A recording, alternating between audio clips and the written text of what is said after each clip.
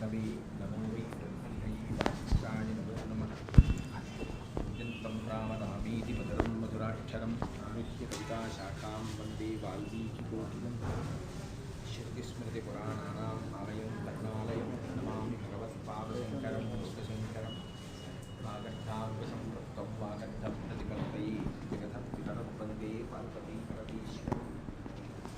मुक्तिं समग्रेतु न स्वयमेव लक्ष्मीं श्रीमन्नारायणीरक्षैः वैदग्ध्यवन्नगुणगौरवल्यां कण्डूरकर्णमोहनाहरयोधयन्ति नमोऽर्थपुण्ड्रमगणं बहुवंशनाथं मन्दस्मितं कुन्दवतां दिग्पात्रं बहुतीर्थकृपाकटाक्षं श्रीवेङ्कटेशमुखमात्मनिसञ्चितत्तां मोजवं मरुततुल्यवेदं बुद्धिमतां परिचितं मातात्मजं मानवलीकमुख्यं श्रीरामदूतं शिरसा नमामि। आपदामपहर्तारं दातारं सर्वसम्पदां लोकाभिरामं श्रीरामं भूयो भूयो नमाम्यहम्।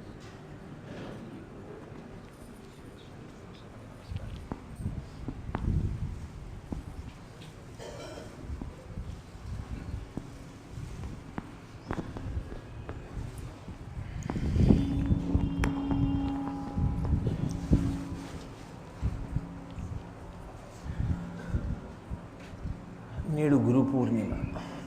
గురు పౌర్ణమి చాలా విశిష్టమైనటువంటి రోజు.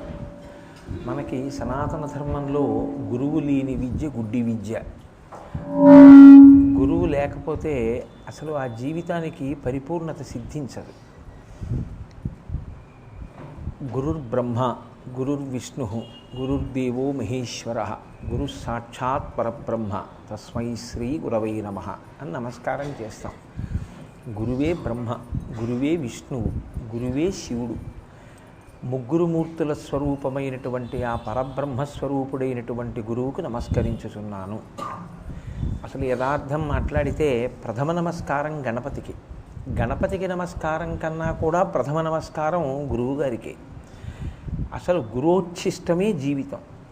జీవితం శిష్యుడు అనుభవించేటప్పుడు తాను పొందినటువంటి అభ్యున్నతిని, తాను పొందిన ఐశ్వర్యాన్ని గురువుగారి యొక్క అనుగ్రహంగా మాత్రమే అనుభవిస్తాడు తప్ప ఇదంతా నా స్వార్జితమన్న ఉద్దేశ్యంతో తాను అనుభవించాడు.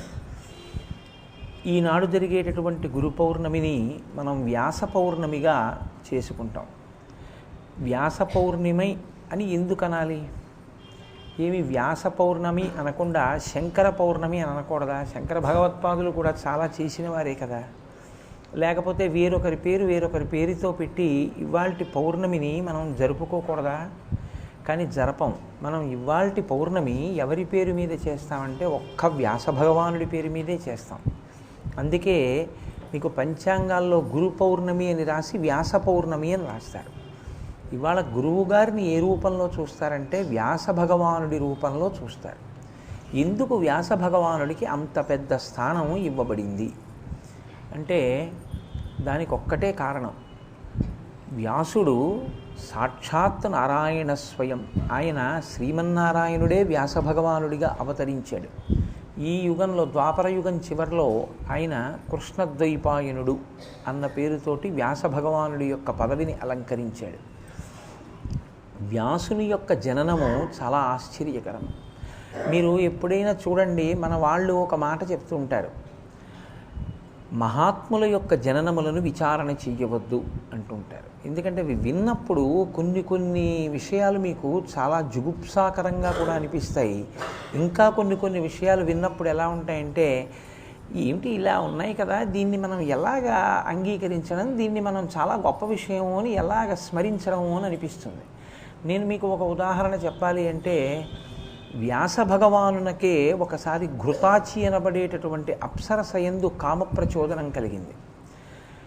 ఆ అప్సరస వెళ్ళిపోయింది. ఆయన ఒక చిలుక వంక చూశారు. ఆ చిలుక మైథున స్వరూపంతో ఉందప్పుడు. ఆ చిలుక వంక చూసి ఆయన ఆరణిని మథనం చేస్తున్నారు. ఆరణి మంథనం అంటే మీరు చూసి ఉంటారు. యజ్ఞం చేసేటప్పుడు లౌకికాగ్నితో వెలిగించకూడదు. అగ్గిపుల్ల గీసి వెలిగించడాన్ని శాస్త్రం అంగీకరించదు. కాబట్టి దూది పెట్టి 2 కొయ్యల్ని రాపాడిస్తారు. దాన్ని చాలా జాగ్రత్తగా 2 కాళ్ళతోటి అదిమి పట్టి ఆ మధ్యలో కర్ర పెట్టి దానికి తాడు కట్టి తిప్పుతారు. తిప్పితే ఆ ఘర్షణకి అగ్నిహోత్రం పుడుతుంది. ఆరణి చాలా గొప్పది. మహాభారతంలో కూడా ఒక బ్రాహ్మణుడి ఆరణిని అపహరిస్తే పాండవులు 5గురు వెళ్ళారు దాన్ని తీసుకురావడానికి. అంటే యజ్ఞయాగాది క్రతువులు జరగడానికి అది ప్రధాన సాధనం బ్రాహ్మణుడికి. అటువంటి ఆరణి మథనం చేస్తున్నారు ఆయన, అగ్నిహోత్రాన్ని జ్వలింప చేయడానికి. ఆయన చిలకవంక చూసినప్పుడు ఆయనకి కలిగినటువంటి కామప్రచోదనం వలన ఆయన వీర్యము స్ఖలనమైంది. ఆ వీర్యము అక్కడ ఉన్నటువంటి ఆరణియందు పడింది. దాంట్లోంచి పుట్టినటువంటి వాడు శుకబ్రహ్మ అని చెప్తాం. ఇప్పుడు ఇది మీకు వినడానికి మహానుభావుడు మనకెందుకు వచ్చిన గొడవ అనో నమస్కారం చేస్తారు, నాకు తెలుసు. కానీ మీ మనసులో మాత్రం ఒక భావన ఉంటుంది, ఏమిటో ఇలా ఉంటాయి, ఏమిటో ఈ కథలన్నీ ఇలా కాకుండా ఉంటే బాగుండేమో అని ఉంటుంది. నిజాయితీగా చెప్పండి, ఉంటుందా ఉండదా? యథార్థానికి ప్రతి వాళ్ళకి ఉంటుంది. అలా ఉన్నా మాకేమండే అని అనగలిగినటువంటి స్థితి మనకు ఉండదు. అలాగే మీరు వ్యాసోత్పత్తిని చూస్తే, వ్యాసోత్పత్తి యందు దాశరాజు యొక్క కుమార్తె మత్స్యగంధి. మత్స్యగంధి అని పేరు ఎందుకు వచ్చిందంటే ఆవిడ చేప కడుపులోంచి బయటికి వచ్చింది. చేప కడుపులోంచి బయటికి వచ్చినటువంటి ఆడపిల్లను ఆయన పెంచారు ఆ దాశరాజు. ఆ పిల్ల ఎక్కడ ఉంటే అక్కడి నుంచి యోజనం దూరం చేపల వాసన వస్తుంది, అందుకని ఆమె పేరు మత్స్యగంధి. తండ్రి గారు ఒకరోజు భోజనం చేస్తున్నాడు మధ్యాహ్నం వేళలో. వాళ్ళ వృత్తి పడవ మీద ఎవరైనా వస్తే యమునా నదిని దాటించడం. అది మిట్ట మధ్యాహ్నం వేళ. సూర్యుడు మధ్యంతిన మార్తాండుడై ప్రకాశిస్తున్నాడు. పరాశర మహర్షి వచ్చారు. పరాశరుడంటే సామాన్యుడేం కాడు, మహానుభావుడు పరాశరుడంటే. అటువంటి పరాశరుడు వచ్చి నేను యమున దాటాలి అని అడిగాడు. కాసేపు ఉండండి అనబడేటటువంటి వ్యక్తి కాడు, మహా తేజస్వి. కాబట్టి ఆ భోజనం చేస్తున్నాడు కాబట్టి దాశరాజు తన కుమార్తె అయిన మత్స్యగంధిని పిలిచి, నీవు అమ్మ నావలో ఈయన్ని యమున దాటించు అన్నారు. ఇప్పుడు ఆయన ఉన్నది నీటిలో, నీటి మీద పడవలో పరమ పవిత్రమైనటువంటి యమునా నది. కృష్ణ భగవానుడు దేని ఒడ్డున రాసలీల చేశాడో అంత పరమ పవిత్రమైన నది. కృష్ణావతారానికి యమునా నదికి గొప్ప అవినాభావ సంబంధం. అటువంటి యమునా నదిలో ప్రయాణం చేస్తున్నటువంటి పరాశర మహర్షికి పడవ నడుపుతున్నటువంటి మత్స్యగంధి యందు అనురక్తి కలిగింది, కామప్రచోదనం కలిగింది. అది పగటి వేళ. ఆయన మహర్షి, ఆయనకి ఏవి తెలియవని మనం అనుకుంటాం. ఆయన మత్స్యగంధితో సంభోగక్రియ నిలుపుతాను అని అడిగాడు. అడిగితే ఆవిడంది, ఇది పగటి వేళయ్యా, నేను పడవ నడుపుతున్నాను, నేను దాశరాజు కుమార్తెని, నేను కన్యని, నువ్వు మహర్షివి, ఇది పగటి వేళ, నీకు కామప్రచోదనం ఏమిటి, నన్ను అనుభవించడం ఏమిటని. సరే యమున ఆవలి ఒడ్డుకు వెళ్ళిపోయారు. ఆయన దిగిపోయి చెయ్యి పట్టుకున్నారు. ఆవిడంది ఇది పగటి వేళ, స్పష్టంగా చెప్పింది. దేవీ భాగవతంలో దీని గురించి చాలా స్పష్టమైనటువంటి వివరణ ఉంది వ్యాసోత్పత్తి గురించి. ఆవిడ ఒక మాట అంది, పశుధర్మోనమీ ప్రీతిం జనయత్యతిదారుణం ప్రతీక్షస్వ రమశ్రేష్ట యావద్భవతి యామిని అంది ఆవిడ. యమయా పగటిపూట ఎవరైనా సంభోగక్రియ నెరపకూడదు కదా. సూర్య భగవానుడు ఆకాశంలో తిరుగుతుండగా లోకకంటకులైన పుత్రులు పుడతారు. నీకు అంతగా కామప్రచోదనం కలిగితే చీకటి పడే వరకు వేచి ఉండు అంది. అంటే ఆయన అన్నాడు, నేను అంతసేపు తాళలేను అన్నాడు. అందుకని నేను ఇప్పుడు చీకటిని సృష్టిస్తాను అని దట్టమైన మంచు సృష్టించాడు తన తపశ్శక్తి చేత. ఇంత తపశ్శక్తి కలిగిన వాడు, ఇంతటి మహర్షి మంచు తెరల్ని సృష్టించి ఆమెతో క్రీడించాడు. ఆవిడంది, నీవు ఋషివి, వెళ్ళిపోతున్నావు, నా పరిస్థితి ఏమిటి కన్యని అని అడిగింది. ఆయన అన్నాడు, నీ కన్యాత్వం చెడదన్నాడు. నీకు సద్యగర్భంలో కొడుకు పుడతాడు, వాడు మహా తేజస్వి, వాడు లోకోద్ధారకుడు, నీ కడుపున పుట్టబోతున్నాడు. నీ కన్యాత్వం చెడదు, నువ్వెవరికీ చెప్పక్కర్లేదు, మీ నాన్నకి కూడా తెలియక్కర్లేదన్నాడు. ఆ మంచు తెరల మధ్యలో పుట్టాడు నల్లటి పిల్లవాడు. ఆయనే వ్యాస భగవానుడు. చిత్రం ఏమిటంటే, సత్యవతి పడవెక్కి తాను వెళ్ళిపోయింది, పరాశరుడు తాను వెళ్ళిపోయాడు. వ్యాస భగవానుడు తల్లికి నమస్కారం చేసి, అమ్మ నాకు ఈ లోకం మీద అనురక్తి లేదు, నేను తపస్సు చేసుకుంటానమ్మా అని ద్వీపంలో పుట్టినవాడు, ద్వీపంలో ప్రవేశించినవాడు కాబట్టి ద్వైపాయనుడయ్యాడు. రేగు చెట్ల మధ్యలో తిరిగినవాడు కాబట్టి బాదరాయనుడయ్యాడు. కృష్ణద్వైపాయనుడన్న పేరుతో నల్లటి వాటిగా వ్యాస భగవానుని యొక్క ఆవిర్భావం. ఇది వ్యాసోత్పత్తి. ఇప్పుడు నేను ఈ కథ చెప్పి మిమ్మల్ని అందరినీ నమస్కారం చేయండి అని నేను అన్నాను అనుకోండి, మీరు చేస్తారు. మీరు చేయకపోవడం ఏముండదు, నాకు తెలుసు, మీకున్న మర్యాద అటువంటిది. కానీ మీ మనసులో ఒక శంక మాత్రం పీడిస్తుంటుంది. వీడు అసాధ్యం కూడా కాళహస్తీశ్వర శతకం చెప్తే పోయేదేమో కదండి. అవునా కాదా? యథార్థంగా చెప్పండి, త్రికరణ శుద్ధిగా. ఏమి ఎక్కడి పరాశర మహర్షి, కామప్రచోదనం ఏమిటి, ఆ మత్స్యగంధితో క్రీడించడం ఏమిటి అనిపిస్తుంది. మీరు చాలా జాగ్రత్తగా పరిశీలనం చేసే ప్రయత్నం చేయండి. ఒక్క వ్యాసోత్పత్తే కాదు, వ్యాసుడికి శుకుడు కలిగిన, పరాశరుడికి వ్యాసుడు కలిగిన, వ్యాసుడి వలన అంబాలికలలో అంబాలికలకి సంతానం కలిగిన, ఎందుకు అలా జరుగుతూ ఉంటుంది అన్నదాన్ని మీరు మన ఇతిహాసములలో, పురాణములలో ఒక రహస్యాన్ని చాలా జాగ్రత్తగా పట్టుకుంటే మీకు ఈ జనన క్రమాలన్నింటికీ కూడా సందేహాలు విడిపోతాయి. అదొక్కటి మీరు పట్టుకోగలిగితే చాలు.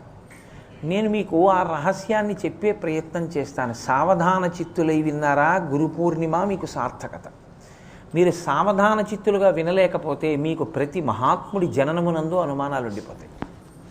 శంకర భగవత్పాదులు సౌందర్యలహరి చేశారు.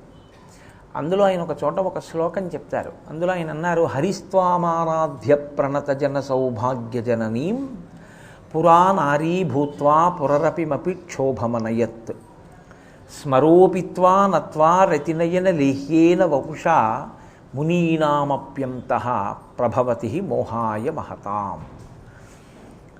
చాలా గొప్ప శ్లోకం. వ్యాసాది మహర్షుల జననం ఎలా అర్థం కాదో ఈ శ్లోకాన్ని అర్థం చేసుకోవడం కూడా అంత కష్టం.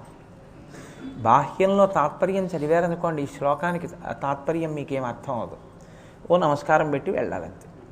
హరిస్వాం ఆరాధ్య ప్రణతజన సౌభాగ్య జననీం. అమ్మవారిని శంకరాచార్యుల వారు పిలుస్తున్నారు. ప్రణతజన, అమ్మ ఎవరు నీ పాదములకు నమస్కరిస్తారో వారికి సౌభాగ్య జననీం, సౌభాగ్యమును కటాక్షించేటటువంటి స్వరూపమున్న దానా. ఇప్పుడు ఆయన ఒక చమత్కారం చేశారు. వెంటనే ఆయన అన్నారు, హరిస్వాం ఆరాధ్య, హరి నిన్ను ఆరాధించినాడు. ఇప్పుడు హరికి సౌభాగ్యం ఏమిటి? శ్రీ మహావిష్ణువు అమ్మవారికి నమస్కరించాడు. ఆయనకి ఏమిటి సౌభాగ్యం ఇవ్వాలి అమ్మవారు? సౌభాగ్యం అంటే ఏమిటి? హరి ఏం చేయాలి? శ్రీ మహావిష్ణువు. శ్రీ మహావిష్ణువు త్రిమూర్తి స్వరూపమునందు స్థితికారుడు. స్థితికారుడు అంటే రక్షణ బాధ్యతని నిర్వహించాలి. ఇప్పుడు ఆయన ముందున్న పెద్ద సమస్య ఒకటి వచ్చింది ఒకప్పుడు ఆయనకి. ఏమిటి ఆ సమస్య? క్షీరసాగమదనం జరిగింది, అమృతోత్పాదనమైంది, అమృతం పుట్టింది.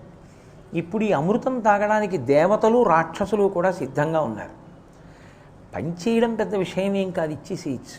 కానీ రాక్షసుల బుద్ధి ధర్మాన్ని చెరిచేందుకు ప్రయత్నిస్తుంటాడు. స్థితికారుడంటే ఏమిటి? ఆయన ధర్మమును రక్షిస్తూ ఉంటాడు. యథా యథా హి ధర్మస్య అని కదా, పరిత్రాణాయ సాధూనాం వినాశాయ చ దుష్కృతాం ధర్మ సంస్థాపనార్థాయ సంభవామి యుగే యుగే. ఆయన ధర్మాన్ని ఎప్పుడూ కాపాడతాడు. అదే స్థితికారుడంటే. ఇప్పుడు ధర్మరక్షణ చెయ్యడము అంటే దేవతలకి బలాన్ని ఇవ్వాలి, రాక్షసులు అమృతం తాగకుండా చూడాలి. రాక్షసులకి అమృతం పొయ్యకుండా ఊరికిని దేవతలకి పోస్తే వాళ్ళు ఊరుకుంటారా? ఊరుకోరు. పెద్ద గొడవ వస్తుంది. వాళ్ళని ఏమార్చాలి. ఇప్పుడు ఎలా ఏమార్చాలి? ఇది ఆయన సమస్య. ఇద్దరినీ కూర్చోబెట్టాలి, అమృతం దేవతలకు పోస్తూ ఉండాలి. రాక్షసులు మాకు అమృతం పొయ్యట్లేదన్న విషయాన్ని మరిచిపోవాలి. ఎలా చేయాలి? రాక్షస బుద్ధికుంటే బుద్ధి ఏమిటి? ఎదురుగుండా కనపడిన స్త్రీలో అమ్మవారిని చూడలేకపోవడమే రాక్షస బుద్ధి. కనపడిన స్త్రీ అందంగా కనపడితే ఆ అందాన్ని చూసి వెర్రెక్కిపోవడమే, అదే రాక్షస బుద్ధి అంటే. కాబట్టి ఆ బుద్ధి వాళ్ళకు ఉంది. కాబట్టి ఇప్పుడు ఈ రాక్షసులందరూ మోహపడేంత అందం కావాలి. అంత అందం ఉన్నది ఎవరు లోకాల్లో? ఒక్క పరాశక్తి. ఆవిడిదే అందం. ఇప్పుడు ఆవిడ అందం ఆయనకి రావాలి.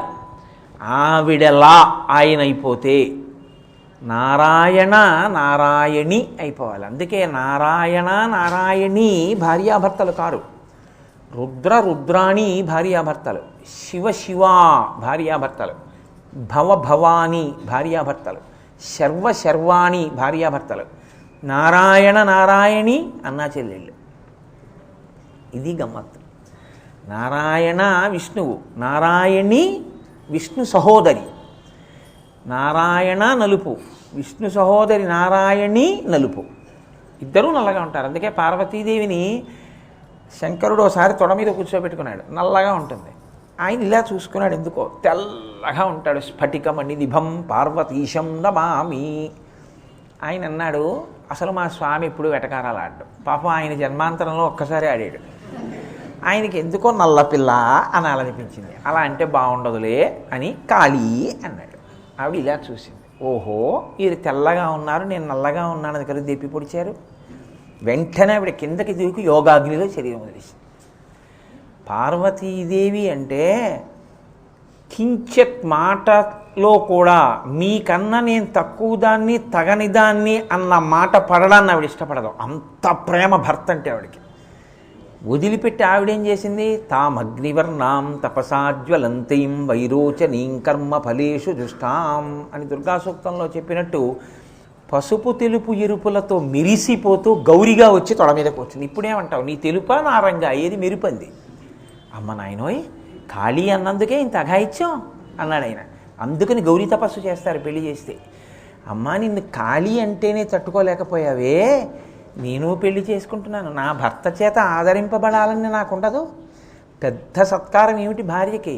ఆయన సంతోషించడమే. ఏం వండుతావా వంకాయ కూర అంటే చాలా, అదే ఆవిడకి గజారోహణం. నీ మొహం అన్నాడు అనుకోండి అన్నింటికి. ఆవిడ చాలా చిన్నబుచ్చుకుంటుంది. అమ్మ నాకు నా భర్త చేత గౌరవింపబడాలి, ప్రేమింపబడాలని ఉంటుందిగా. నువ్వు ఇంత మాట పడలేకపోయావే, నాకు కూడా అలాగే మాట పడవలసిన అవసరం లేని రీతిలో అల్లుకుపోయేటటువంటి అదృష్టాన్ని అని స్వాధీన వల్లభ. స్వాధీన వల్లభ అంటే భర్తని భయపెట్టి చెప్పు చేతల్లో ఉంచుకున్నది కాదు. దానికి చెప్పకుండా ఎలా చేస్తాం అని ఆయన చెప్తాడన్నీ ఆవిడికి. అంటే అంత ప్రేమ సంపాదించుకుంది ఆవిడ. అమ్మ నేను కూడా అలా అవ్వాలి అని గౌరీ తపస్సు చేసి పీటల మీద కెడతారు పెళ్లి కూతురు. తెలిసిందమ్మా? అందుకు గౌరీ తపస్సు. కాబట్టి ఇప్పుడు నారాయణుని చెల్లెలు నారాయణి చూసింది అన్నగారి వంక. ఓహో మా అన్నయ్యకి సమస్య వచ్చింది, దేవతలకి దానవులకి అమృతం పంచిపెట్టడంలో రాక్షసుల్ని ఏమార్చాలి.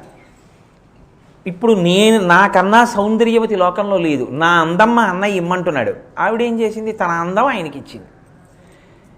ఇప్పుడు ఆయన ఏం చేశారు, శ్రీ మహావిష్ణువు దేవతలకి అమృతం పోస్తున్నారు, దానవులకి అమృతం పొయ్యట్లేదు ఆయన.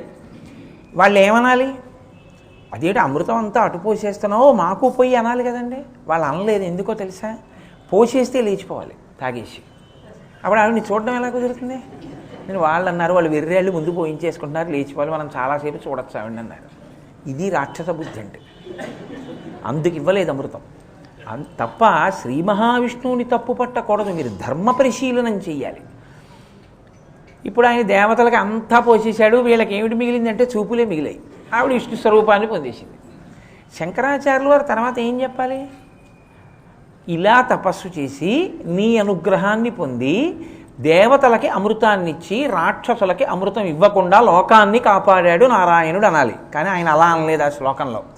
హరిస్వామారాధ్య ప్రణతజన సౌభాగ్య జననీం. అమ్మా శ్రీ మహావిష్ణువు నిన్ను ఆరాధించి నీ అందాన్నంతటినీ తాను పొంది తర్వాత రాక్షసులకు అమృతం ఇవ్వలేదనాలి. అలా అనలేదు శంకరులు. రెండో పాదంలో అన్నారు, పురాణారీ భూత్వా పురరపిమపి క్షోభమనయత్ అన్నారు. పురరపిమపి అంటే త్రిపురములను దహించినటువంటి వాడైనటువంటి పరమశివుడు, మన్మధుణ్ణి కాల్చినటువంటి పరమశివుడు, కామమునకు లొంగనటువంటి పరమశివుడు, నీ అందం వాళ్ళ అన్నయ్యకి వెళ్ళడం వల్ల ఆయన్ని చూసి ఆయన వెంట పడ్డాడమ్మా, ఆయన బతుకు బజారులో పడిపోయింది అన్నాడు. ఇప్పుడు అమ్మవారిని పొగిడినట్టే తెగిడినట్టే. భర్త పరువు బజారులోకి ఈడ్చేసినటువంటి ఆడది సౌమ్యవతి, సౌమ్య, పతివ్రత, అనుకూలవతి అని మీరు నిర్ధారించగలరా? మరి ఇప్పుడు పరాశక్తిని ఆయన పొగిడినట్టా ఏమన్నట్టు? పోను అలా వదిలేయండి, కాసేపు ఆ విషయం చెప్తాను. వదిలేయండి అంటే అలా వదిలేస్తాను అనుకోకండి, అలా ఉంచండి. మళ్ళీ 3వ పాదంలో అన్నారు, స్మరోపిత్వా నత్వా రతినయన లేహ్యేన వపుష. అమ్మ శంకరుడు మన్మధుడిని కాల్చేశాడమ్మ, గొడవ వదిలిపోయింది. ఇక మనకి పుట్టుక లేదు, చావు లేదు. పుడితే కదా చావడం. మన్మధుడు లేనప్పుడు బాణాలు పడవు కాబట్టి మనం పుట్టం కాబట్టి చావం, కాబట్టి మోక్షం వచ్చేసింది. గొడవ లేదు. ఇక పుడితే కదండి అల్లర్లన్నీ. మళ్ళీ షట్పది నేర్చుకోవడం, జాగ్రత్తగాను దమము శమము ఇవన్నీ అల్లరిని గ్రహించుకోవడం, ఈ గొడవలన్నీ ఎప్పుడు పుట్టకపోతే గొడవే లేదు. అమ్మ ఆయన మన్మధుడిని కాల్చేశాడు కాబట్టి మాకు ఉపకారం జరిగింది. నువ్వేం చేశావో తెలుసా? స్మరోపిత్వా నత్వా రతిలయన లేహేన వపుష. నువ్వు మళ్ళీ ఆ మన్మధుడిని బతికించావు. బతికించి రతీదేవితో అన్నావు, నీకు కనపడుతూ ఉంటాడు, మిగిలిన వాళ్ళకి కనపడ్డన్నావు. ఇప్పుడు ఆయన బాణాలు వేయడానికి వస్తే తప్పుకునే అవకాశం కూడా లేదు, కనపడ్డు మాకు. ఇప్పుడు దానివల్ల ఏమైందంటే మా సంగతి వదిలేయండి, మేము ఎలాగో అంత పెద్ద స్థితప్రజ్ఞులం ఏం కాదు కాబట్టి దాని గొడవ ఏం లేదు. నువ్వు మన్మధుణ్ణి బతికించడం వల్ల జరిగిన ఉపకారం ఏమిటో తెలుసా తల్లి? మునీనామప్యంతః ప్రభవతి మోహాయ మహతాం. ముక్కు మూసుకుని సంసారాలు విడిచిపెట్టి ఎక్కడో పర్వతాల మీద కూర్చుని తపస్సు చేసుకుంటున్న మునులు కూడా అప్పుడప్పుడు కాలు జారి కామానికి లొంగి తపోభ్రష్టులు అవుతున్నారు. అమ్మా నీకో నమస్కారం అన్నాడు. ఇప్పుడు ఎలా ఈ శ్లోకానికి సమర్థన? ఎందుకన్నట్లు శంకరాచార్యులు వారి ఈ శ్లోకం? ఇందులో మీరు నిజాయితీగా చెప్పండి. వీడు తర్వాత మన ఏమైనా అంటాడేమో అని బెంగపెట్టుకోవద్దు. ఇప్పుడు ఇందులో పరాశక్తికి నమస్కారం చేయడానికి ఏమైనా ఉందండి ఆ శ్లోకంలో? ఒకటి, భర్తని గౌరవం పోయింది. 2, మన్మధుణ్ణి బతికించింది. 3, తపస్సు చేసుకుంటున్నటువంటి ఋషుల జీవితాలే ప్రశ్నార్థకం అయిపోయాయి, వాళ్ళ మనసు నిలబట్టలేదు. ఏమిటి ఆవిడ చేసిన ఉపకారం లోకానికి? అంటే ఆవిడ ఉపకారం చేసింది. ఎక్కడ చేసిందో తెలుసా అండి? మీరు శ్లోకాన్ని తిప్పి మళ్ళీ చూడాలి జాగ్రత్తగా. హరిస్వామారాధ్య ప్రణత జన సౌభాగ్య జననీం. నారాయణుడు నారాయణీ అందాన్ని పొందాడు. పొంది సముద్రంలో పుట్టినటువంటి అమృతాన్ని పంచేశాడు. రాక్షసులు వెళ్ళిపోయారు, అమృతం దొరకలేదు. దేవతలు వెళ్ళిపోయారు. కానీ ఈవిజయగాథ ఊరూరా చెప్పుకుంటారు కదా. ఇది కైలాసానికి కూడా వెళ్ళింది. ఎంత ఆశ్చర్యం! రాక్షసులకు అమృతం ఇవ్వలేదుట. శ్రీ మహావిష్ణువు ఈం, అందుకే ప్రణత జన సౌభాగ్య జననీం తాం పద్మినీమీం శరణమహం ప్రపద్యే. శ్రీ సూక్తం బీజాక్షరాన్ని దాచారు అందులో. ఆ బీజాక్షరోపాసన చేసి నారాయణుడు అమ్మవారి అనుగ్రహాన్ని పొందాడు. మా ఆవిడ పోలిక మా బావమరిదికి వచ్చిందిట. మరి నారాయణుడు ఆవిడకి అన్నగారు అయితే ఆయనకి బావమరిది కాడండి. మా బావమరిది అచ్చు మా ఆవిడ తయారయ్యాట. మా ఆవిడ ఎంత అందమో అంత అందంగా మా బావమరిది కూడా అయ్యాట. అన్నా చెల్లెళ్ళు ఒక్కలా ఉంటారు కదా పోలికలు. ఈ అందం చూసి రాక్షసులు అమృతం తాగడం మర్చిపోయారట. ఓసారి మా బావమరిదిని అభినందించి వస్తానని వైకుంఠానికి వెళ్ళారు. వెళ్ళిన వారు ఈ కథ గురించేగా వస్తుంది ప్రస్తావన. వస్తే ఏమయ్యా అచ్చు మా ఆవిళ్ళ తయారయ్యావుట? అవును బావగారు, చక్కగా అచ్చు మా చెల్లెల్లా తయారయ్యానండి, పని అయిపోయింది. ఏది ఓసారి నాకు కనపడలాగా అన్నాడు. వద్దులేని బావగారు, లేనిపోని గొడవ ఎందుకు వచ్చిందని. అలా కాదులేవా, మీ చెల్లి ఏమనుకుండిపోదు, ఓసారి నాకు కనపడన్నారు. ఇప్పుడు దాని ప్రయోజనం అయిపోయింది. కానీ శంకరుడు పదే పదే అడిగితే ఆయన మళ్ళీ నారాయణీ రూపాన్ని పొందాడు. వాళ్ళ ఆవిడ స్వరూపం కదండి. అందుకని శివుడి తప్పేం లేదు. కానీ తన బావమరిది ఆ వేషంలో ఉన్నాడని తెలుసు ఆయనకి. తెలిసిన ఆయనకి కామ ప్రచోదనం అయింది శంకరుడు అంతటి వాడికి. నారాయణి అనుకుని విష్ణువు వెంట పడ్డారు. పడితే విష్ణువు కొంత దూరం వెళ్ళి తన మగ రూపం చూపించారు, విష్ణువుగా నిలబడ్డారు. ఈయనకి రేతస్ఖలనమైంది. ఇప్పుడు శంకరుడు ఎంత మీరు సమర్థిద్దామనుకున్నా అబ్బే అలా వెంటపడ్డం ఏంటంటే అదేమంత బాగులేదు సుమండి, కొంచెం అసహ్యంగా ఉంది అంటారు కదండి. ఇక్కడి వరకే మీరు వింటే ఏమనిపిస్తుందంటే అమ్మవారు అలా ఎందుకు చేసింది అనిపిస్తుంది. అలా అందం ఇచ్చి శంకరుడు బయటపడిపోయేటట్టు ఎందుకు చేసింది. కానీ అక్కడ ఒక మహోత్కృష్ట ప్రయోజనం దాగి ఉంది. మహిషి అని ఒక రాక్షసి వరం కోరుకుంది, శివకేశవులకు బిడ్డడు పుడితే నేను వాడి చేతిలో మరణిస్తానంది. ఆవిడ దృష్టికోణం ఏమిటంటే శివకేశవులు పురుష స్వభావులు కాబట్టి, పురుష స్వరూపులు కాబట్టి నాకు వాళ్ళకి బిడ్డడు పుట్టడానికి. అమ్మవారు చమత్కారం చేసింది. విష్ణువుని నారాయణీ చేసి ఆయనలో ఎప్పుడూ స్త్రీ స్వరూపంలో నారాయణి పుంస్వరూపం నారాయణ. ఇప్పుడు నారాయణికి శివుడికి అంటే విష్ణువుకి శివుడికి కొడుకు పుట్టేటట్టు చేసింది. శంకరుడు విష్ణువు వెంట పడ్డం వల్ల కొడుకు పుట్టాడు. ఆయనే స్వామి అయ్యప్ప. ఆ అయ్యప్ప స్వామి వల్ల మహిషి సంహారమైంది. ఇప్పుడు చెప్పండి, అమ్మవారు ఉపకారం చేసిందా అపకారం చేసిందా? ఉపకారం చేసింది. లోకోపకారము కొరకు ఈ కథ నడిపించింది ఆవిడ. కానీ శంకరాచార్యుల వారు ఇది చెప్పారు ఆ శ్లోకంలో? చెప్పరు. మరి ఎందుకు చెప్పరు? ఇలా ఎందుకు జరిగిందని మీరు ఆలోచించాలి. మీరు బాగా ఆలోచించడమే తపస్సు. ఆ తపస్సు చేత మీకు అయ్యప్ప ఆవిర్భావం జరిగింది కదా. ఆవిడ లోకానికి ఉపకారం చేసింది. అందుకు శంకరాచార్యులు వారు నమస్కారం చేస్తున్నారు. ప్రణత జన సౌభాగ్య జనని. అయ్యప్ప స్వామి పుడితే తప్ప మహిషి బాధలు పోవని ఏడిచిన లోకాల్ని రక్షించడానికి అమ్మవారు అనుగ్రహించి శివకేశవులకు బిడ్డడు పుట్టేటట్టు చేసింది. బాగుంది. మరి స్మరోపిత్వానత్వారతినయనలేహ్యేన వపుష, కాలిపోయిన మన్మధుణ్ణి బ్రతికించి మళ్ళీ ఒక్క రతీదేవికి మాత్రమే కనపడేటట్టు చేసి మహర్షుల యొక్క మనస్సులు కూడా కదపగలిగినటువంటి బలాన్ని మన్మధుడికి అమ్మవారు ఎందుకు ఇచ్చింది? ఇక్కడ మీరు ఒక విషయాన్ని చాలా జాగ్రత్తగా గమనించాలి. మహాత్ములు ఊర్ధ్వరేతస్కులు. వారికి లౌకికమైనటువంటి అనుబంధాలు కానీ, వాళ్ళకి స్త్రీ వ్యామోహం కానీ వారికి ఉండదు. కానీ మహాత్ముల యొక్క జననం జరగాలి. ఒక మహాపురుషుడు ఆవిర్భవించాలి. ఒక మహాపురుషుడు ఆవిర్భవిస్తే తప్ప ఒక ప్రత్యేకమైనటువంటి ప్రయోజనం ఒకటి జరగదు ఈ లోకంలో. ఒక ఉదాహరణ మీకు నేను చెప్పాలంటే, కలియుగంలో ఆయుర్దాయం 100 ఏళ్ళు. శతమానం భవతి శతాయు పురుషస్థితేంద్రియ ఆయుష్ దేవేంద్రియే ప్రతిష్టతి. కాబట్టి 100 సంవత్సరముల వయస్సులో కలి ప్రభావం చేత ఎవ్వరూ వేదాల్ని పూర్తిగా చదవలేరు. కాబట్టి ఇప్పుడు ఒక్కొక్క గోత్రంలో పుట్టిన వాళ్ళకి ఒక్క వేదం మాత్రమే చదువుకోవడానికి అవకాశం ఇస్తూ వేదాల్ని విభాగం చెయ్యాలి. వేదమంత్రాల్ని కొన్ని మంత్రాల్ని తీసుకొచ్చి సమూహం చేసి ఇవి రుక్కులు అని చెప్పాలి. కొన్ని మంత్రాల్ని తీసుకొచ్చి యజ్ అంటే ఆరాధన, హోమం చేయడం, యజ్ఞయాగాది క్రతువులలో ఉపయోగించే రుక్కు మంత్రాల్ని తీసుకొచ్చి మళ్ళీ సంపుటీకరణం చేసి యజుర్వేదం చెయ్యాలి. సంగీతపరంగా గానం చేసి మనస్సుకి శాంతినిచ్చేటట్టుగా చేయగలిగిన దాన్ని సామ అంటారు. సామ అంటే శాంతినివ్వడం. అందుకే సామవేదం సంగీతపరంగా ఉంటుంది. అలా కొన్ని మంత్రాలని తీసుకొచ్చి క్రోడీకరించాలి. ఇలా వేదంలో ఉన్న అసంఖ్యాకమైన మంత్రాల్ని విభాగం చెయ్యాలి. విభాగం చేత వేదము 3గా ఉంటుంది. త్రైవేద్యం హృద్యం త్రిపురహరమాద్యం త్రినయనం అంటారు. అందుకే శంకరాచార్యులు వారి శివానంద లహరిలో ఈ వేద విభాగం చెయ్యాలి అంటే మహాత్ముడు కారణజన్ముడు పుడుతూనే ఒకరి దగ్గర చదువుకోవలసిన అవసరం లేకుండా మరొక సూర్యుడా అన్నట్టుగా అంత తేజోమూర్తి అయిన మహాపురుషుని యొక్క కొడుకు పుడితే తప్ప వాడు తప్ప వేద విభాగం చెయ్యగలిగిన వాడు ఇంకొకడు లేడు.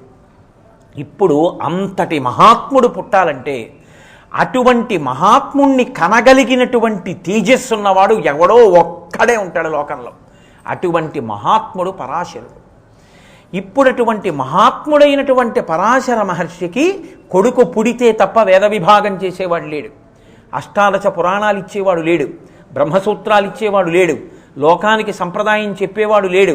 కలియుగంలో ఉన్న ఆయుర్దాయానికి సరిపడేటట్టుగా వేదం చదువుకునేటట్టు అనుగ్రహించగలిగిన మహాపురుషుడు లేడు. ఇవేవీ లేకపోతే అసలు సనాతన ధర్మమే లేదు. ఎందుకంటే వేదమే ప్రమాణము కనుక.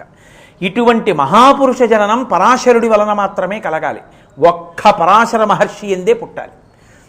ఇప్పుడు పరాశర మహర్షి ఎందు పుట్టాలి అంటే ఆయన మనసు నిలబడడానికి ఆ క్షేత్రము కూడా, ఆ స్త్రీ కూడా కారణజన్మురాలై ఉండాలి. ఇప్పుడు నేను మళ్ళీ దేవీ భాగవతమో భారతమో చెప్పట్లేదు కాబట్టి నేను ఇప్పుడు ఆ యోజనగంధి జన్మవృత్తాంతం గురించి వెళ్ళే ఉద్దేశ్యంలో లేను. మీకు వ్యాసజననం మాత్రమే నేను పరిమితం చేస్తాను. మత్స్యగంధి కూడా కారణజన్మురాలు. అందుకే ఆవిడ చాప కడుపులోంచి వచ్చింది. ఆవిడే సామాన్యమైన స్త్రీ కాదు.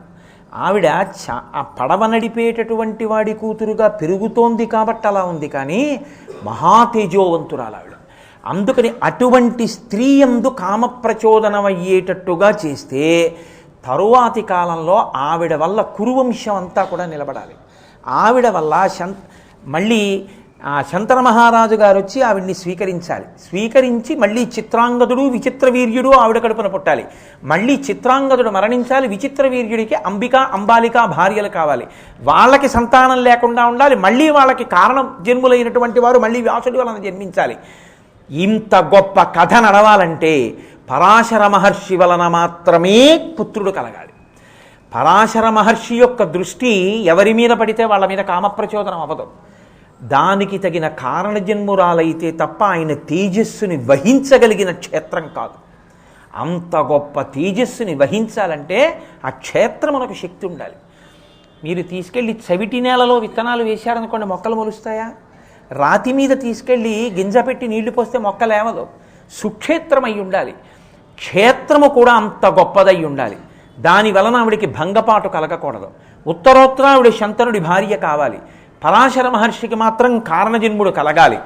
అందుకని ఆవిడ ఆ సమయంలో పరాశక్తి పరాశర మహర్షి యందు కామప్రచోదనాన్ని కల్పించి అసలు 9 నెలలు గర్భం వహించవలసిన అవసరం లేకుండా సద్యగర్భంలో పూర్ణ వైరాగ్యంతో పుడుతూనే వేదాంగములు పురాణములు అన్నీ తెలిసినవాడిగా పుట్టాడంటే పరాశర మహర్షి యొక్క వైభవం అటువంటిది. అటువంటి కొడుకుని పరాశర మహర్షికి పుట్టేటట్టుగా పరాశక్తి చేసింది. అలా చేసింది కాబట్టి ఇవాళ మనకి వేద విభాగం జరిగింది. 18 పురాణములు అందాయి, బ్రహ్మసూత్రములు అందాయి, భగవద్గీత అందింది. వ్యాసుడే లేకపోతే ఇవి లేకపోతే మిగిలిన గురు పరంపర ఏం చేస్తుంది? ఎవరేం చెప్తారు మీకు? ఎవరేం చెప్పినా ఇందులోంచే చెప్పాలి. ఇవన్నీ చెప్పినవాడెవరు? వ్యాస భగవానుడే. అటువంటి వ్యాస భగవానుడి జన్మించడానికి మహర్షుల మనసులో అమ్మవారు అప్పుడప్పుడు కదుపుతూ ఉంటుంది. ఎందుకు కదుపుతుందంటే అందుకే వాళ్ళ మనసు ఎప్పుడు కదులుతుందో, ఎందుకు కారణజన్ములు పుడతారో ఎవ్వరికీ తెలియదు. ఇది అమ్మవారి సంకల్పాన్ని ఉద్దేశించి ఒక్కొక్కసారి వాళ్ళ మనసు కదులుతుంది. అలా వాళ్ళ మనసు కదిలింది అంటే దాని గుర్తు ఏమిటంటే మహాపురుష ఆవిర్భావము జరిగిందని గుర్తు. ఇంత నీకు అర్థం అవుతుందో అర్థమవుతుందో. ఒక బ్రహ్మచారి దీన్ని అర్థం చేసుకోగలడో చేసుకోలేడు. అందరూ ఈ కథని విని తెలుసుకోగలిగినంత పరిణతితో ఉంటారో ఉండరో. ఒక పిల్లవాడికి ఈ కథ చెప్పినా అందుకోగలిగిన స్థితి ఉంటుందో ఉండదో. అందుకని పెద్దలు ఏమన్నారంటే మహాత్ముల జననములను విచారణ చేయవద్దు. నువ్వు అర్థం చేసుకోగలిగిన శక్తిని పొంది ఉంటావు, పొందలేకపోతావు. రేపు నాకు మనవడు పుట్టాడు అనుకోండి, వాడు నేను ఎక్కడో ఏ దేవి భాగవతం ఏ భారతమో చెప్తుంటే వాడు విని తాతగారండి పరాశర మహర్షి వంటి మహాపురుషుడికి సత్యవతీదేవి ఎందు ఎలా పుట్టాడండి వ్యాస భగవానుడు, నువ్వు విచారణ చేయడానికి అనర్హుడివి, నమస్కరించంతే వ్యాసుడికి అని చెప్పాలి నేను తప్ప. నేను మీకు చెప్పింది అక్కడ చెప్పడానికి వీల్లేదు. ఎందుకంటే పిల్లవాడికి నేనేమని చెప్తాను ఈ కథ? నేను ఇప్పుడు సూక్ష్మంగా చెప్పినా మీరు గ్రహించగలిగారు. ఎందుకని? ఆ గ్రహించగలిగిన స్థితిలో మీరున్నారు. అందుకని అన్ని చోట్ల చెప్పడం కుదరదు. కాబట్టి మహాపురుష జననమును విచారణ చెయ్యవద్దు. అది పరాశక్తి యొక్క కృప అంతే. ఇప్పుడు మీకు అర్థమైంది. అర్థమైతే మీరు బాగా హర్షించగలిగారని నేను అనుకుంటున్నాను. ఎక్కడెక్కడ మహాపురుషుడు పుట్టినా అందుకుని అమ్మవారు కామప్రచోదనం చేస్తుంది. కామప్రచోదనం చేయిస్తే తప్ప ఆయన యొక్క తేజస్సు కదలదు. ఆయన తేజస్సు కదిలితే తప్ప వేరొక మహాపురుషుడు పుట్టడు. వేరొక మహాపురుషుడు పుడితే తప్ప మనుష్య జాతికి శాస్త్రం అందదు. అందించడానికి వ్యాసుడు పుట్టాలి. మిగిలిన వాళ్ళందరూ పుట్టడం ఒకెత్తు, వ్యాసుడు ఒక్కడు పుట్టడం ఒకెత్తు. వ్యాస భగవానుడే జన్మించి ఉండకపోతే వేదమునకు విభాగము లేదు. అనంతో వై వేదాహ, వేదములు అనంతములు. కాబట్టి అసలు వేదం జోలికి వెళ్ళగలిగినటువంటి స్థితి ఎవ్వరికీ ఉండదు. వేదమే ప్రమాణము. మనకి కర్మ మార్గమైన జ్ఞాన మార్గమైన వేదంలోంచే ఉంటుంది. పురుష సూక్తం, స్త్రీ సూక్తం, యజ్ఞం, యాగం, రుద్రం అన్నీ వేదాంతర్గతం. ఎవరు ఏ వేదం చదువుతారు? అందుకే గోత్రాన్ని బట్టి ఈ వేదం చదువుకోండి అని ఇచ్చేటటువంటి స్థితిని వ్యాసుడు కల్పించాడు. ఇప్పుడు నేను ఎవరైనా పెద్దల దగ్గరికి వెళ్ళాను అనుకోండి, నేను ఒక మాట చెప్తాను. ఏదో చతుస్సాగర పర్యంతంగో బ్రాహ్మణేభ్య శుభం భవతు ఆత్రేయస అర్చనానస సావాశ్వా త్రయారుషీయ ప్రవరాన్వితాత్రేయగోత్ర ఆపస్తంభసూత్ర యజుశాఖాధ్యాయీ కోటేశ్వర శర్మ హంభో అభివావయే అంటాను. యజుశాఖాధ్యాయి అంటే నేను యజుర్వేదమును పఠించేటటువంటి వాడిని. నాకు రుక్కుతోటి సామంతోటి సంబంధం లేదు. అలా చదవాలంటే మళ్ళీ ఇంకో ఉపనయనం చేసుకుని చదువుతూ ఉంటారు. కాబట్టి ఒక వేదం చదివితే చాలు. ఇలా ఒక వేదం చదివంటే ఆ వేదం చదవడానికే సమయం సరిపోవట్లేదు. అది చదివేవాడే లేడు. ఇంకా 4 వేదాలు చదువుకోవాలంటే అసలు ఎవరు చదువుతారు? వేద విభాగం ఆయన చేశారు కాబట్టి ఇవాళ మీరు అమ్మవారికి కానీ అయ్యవారికి కానీ పూజ చేస్తే ఋగ్వేదమవధారయ అంటే ఋగ్వేదం చదివే వాళ్ళు కొంతమంది ఉన్నారు. యజుర్వేదమవధారయ యజుర్వేదం చదువుతారు. సామవేదమవధారయ సామవేదం చదువుతారు. అథర్వణ వేదమవధారయ అథర్వణ వేదం చదువుతారు. ఒక ఆయన భగవద్గీత చదువుతాడు, ఒక ఆయన భాగవతం చదువుతాడు, ఒక ఆయన భారతం చదువుతాడు. ఇన్నిటినీ ఇచ్చిన వాడు ఎవరు? 18 పురాణములకు కర్త ఆయనే, భారతానికి కర్త ఆయనే, దేవీ భాగవతకర్త ఆయనే, భాగవతకర్త ఆయనే, బ్రహ్మసూత్రకర్త ఆయనే, భగవద్గీతకు కర్త ఆయనే, వేద విభాగము ఆయనే. ఇప్పుడు నాకు చెప్పండి, వ్యాసుణ్ణి తీసేసి మీరు ఏ గురువుకైనా నమస్కారం చేయండి, ఆయన ఏం చెప్తాడు మీకు? ఎక్కడి నుంచి చెప్తాడు? ఏమైనా చెప్పగలడు ఆయన? ఆయన చెప్పడానికి ఏముందని ఆయన చెప్తాడు? ఇంకా ఏమి లేదు, ఆయనకి ఏం తెలియదు. వ్యాసుడు ఉన్నాడు కాబట్టి గురువులు ఉన్నారు.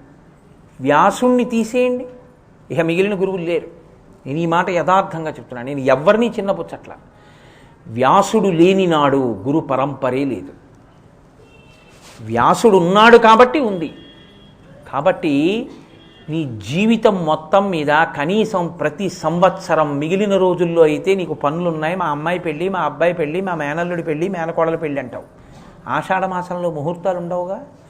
ఆషాఢమాసంలో వచ్చేటటువంటి పౌర్ణమి నాడు వ్యాస భగవానుణ్ణి గురువులో చూసి వ్యాసుడికి నమస్కారం చేస్తారు. అందుకని గురు పూర్ణిమ వ్యాస పూర్ణిమ. ఇవాళ ఎవరికి నమస్కారం అంటే నిద్ర లేవగానే మొట్టమొదట వ్యాస భగవానుడికి నమస్కారం చేస్తాం. పూజ చేసే ముందు వ్యాస భగవానుడికి నమస్కారం చేస్తాం. నిమ్మకాయ అక్కడ పెడితే నిమ్మకాయలోకి ఆవాహన అవుతారు ఆయన. ఆ నిమ్మకాయకి పూజ చేస్తారు వ్యాస భగవానుడి. గురు మండలాన్నంతటినీ వేస్తారు. ఇప్పుడు వ్యాసుడు ఇచ్చినటువంటి వేద విభాగాన్ని అందుకోవడం కోసం ఆయనే కాలవలు తవ్వాడు. జైమిని, పైలుడు, వైశంపాయనుడు మొదలైనటువంటి శిష్యులకి ఒక్కొక్క వేదాన్ని ఇచ్చాడు. ఇచ్చి మీరు ఈ వేదాన్ని ప్రచారం చేయండి అన్నాడు. సూతుణ్ణి పిలిచి పురాణములను ఇచ్చాడు. భాగవతం చెప్పాలి అంటే మాత్రం మహాజ్ఞాని అయిన వాడు మాత్రమే చెప్పగలిగి ఉండాలి. అందుకే కుశ అంటే దర్భ, కుశ తిరగేస్తే శుక. కేవలం భాగవతం చెప్పడానికి అర్హుడైనటువంటి మహాపురుషుడు నా కడుపున పుట్టాలని పరమశివుడి గూర్చి తపస్సు చేశాడు. పరమశివుడు ప్రత్యక్షమై ఇలా అడిగేవాడెవడయ్యా? లోకానికి జ్ఞానబోధ చెయ్యడం కోసం మాత్రమే నీ కడుపున ఒక మహాత్ముడు పుడతాడు అన్నారు. ఇప్పుడు పుడుతూనే ఇంత మహాజ్ఞాని ఒకడు మళ్ళీ వ్యాసుడి కడుపున పుట్టాలి. అసలు వ్యాసుడి కడుపున పుట్టడానికి ఆయన తేజస్సుని భరించగలిగిన క్షేత్రమే లేదు. కాబట్టి నామమాత్రంగా ఆయనలో తేజస్సుని కదపడానికి, ఆయన కామ ప్రచోదనం అవ్వడానికి ఒకసారి ఘృతాచి కనపడింది, అలా వెళ్ళిపోతుంది. అమ్మవారు అనుగ్రహించింది, శ్రీశుక జననం జరగాలి కాబట్టి.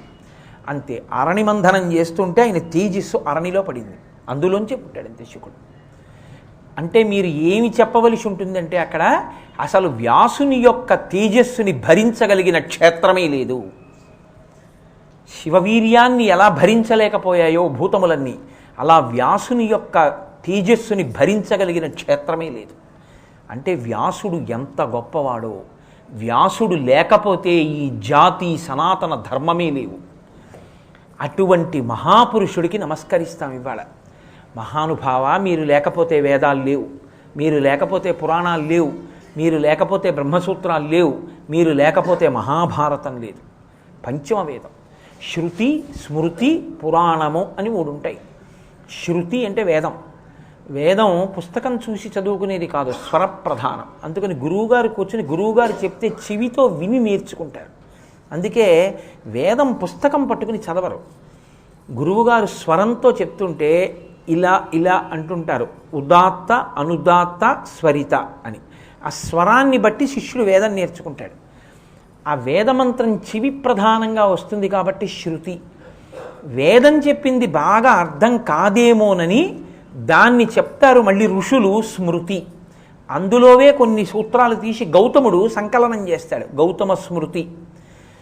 అత్రి మహర్షి కొన్ని సంకలనం చేశారు, అత్రి స్మృతి. ఇలా ఒక్కొక్క ఋషి పేరు మీద ఒక్కొక్క స్మృతి ఉంటుంది. ఈ స్మృతులు కూడా మళ్ళీ అర్థం కావేమోనని పురాణము. పురాణం ఏం చేస్తుందంటే సర్గశ్చ ప్రతిసర్గశ్చ వంశో మన్వంతరానిచ వంశానుచరితం చైవ పురాణం పంచలక్షణం.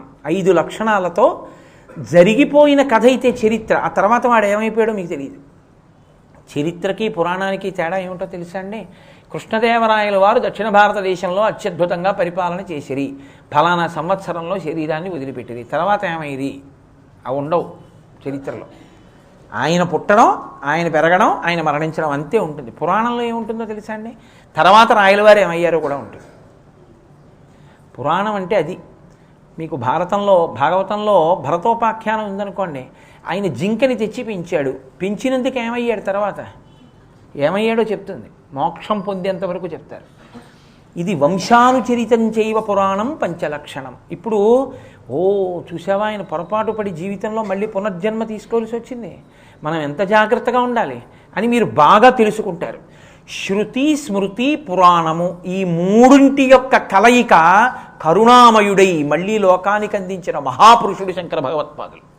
అందుకే శృతి స్మృతి పురాణానాం ఆలయం కరుణాలయం నమామి భగవత్పాద శంకరం లోకశంకరం అని శంకరాచార్యుల వారికి నమస్కారం చేస్తాం.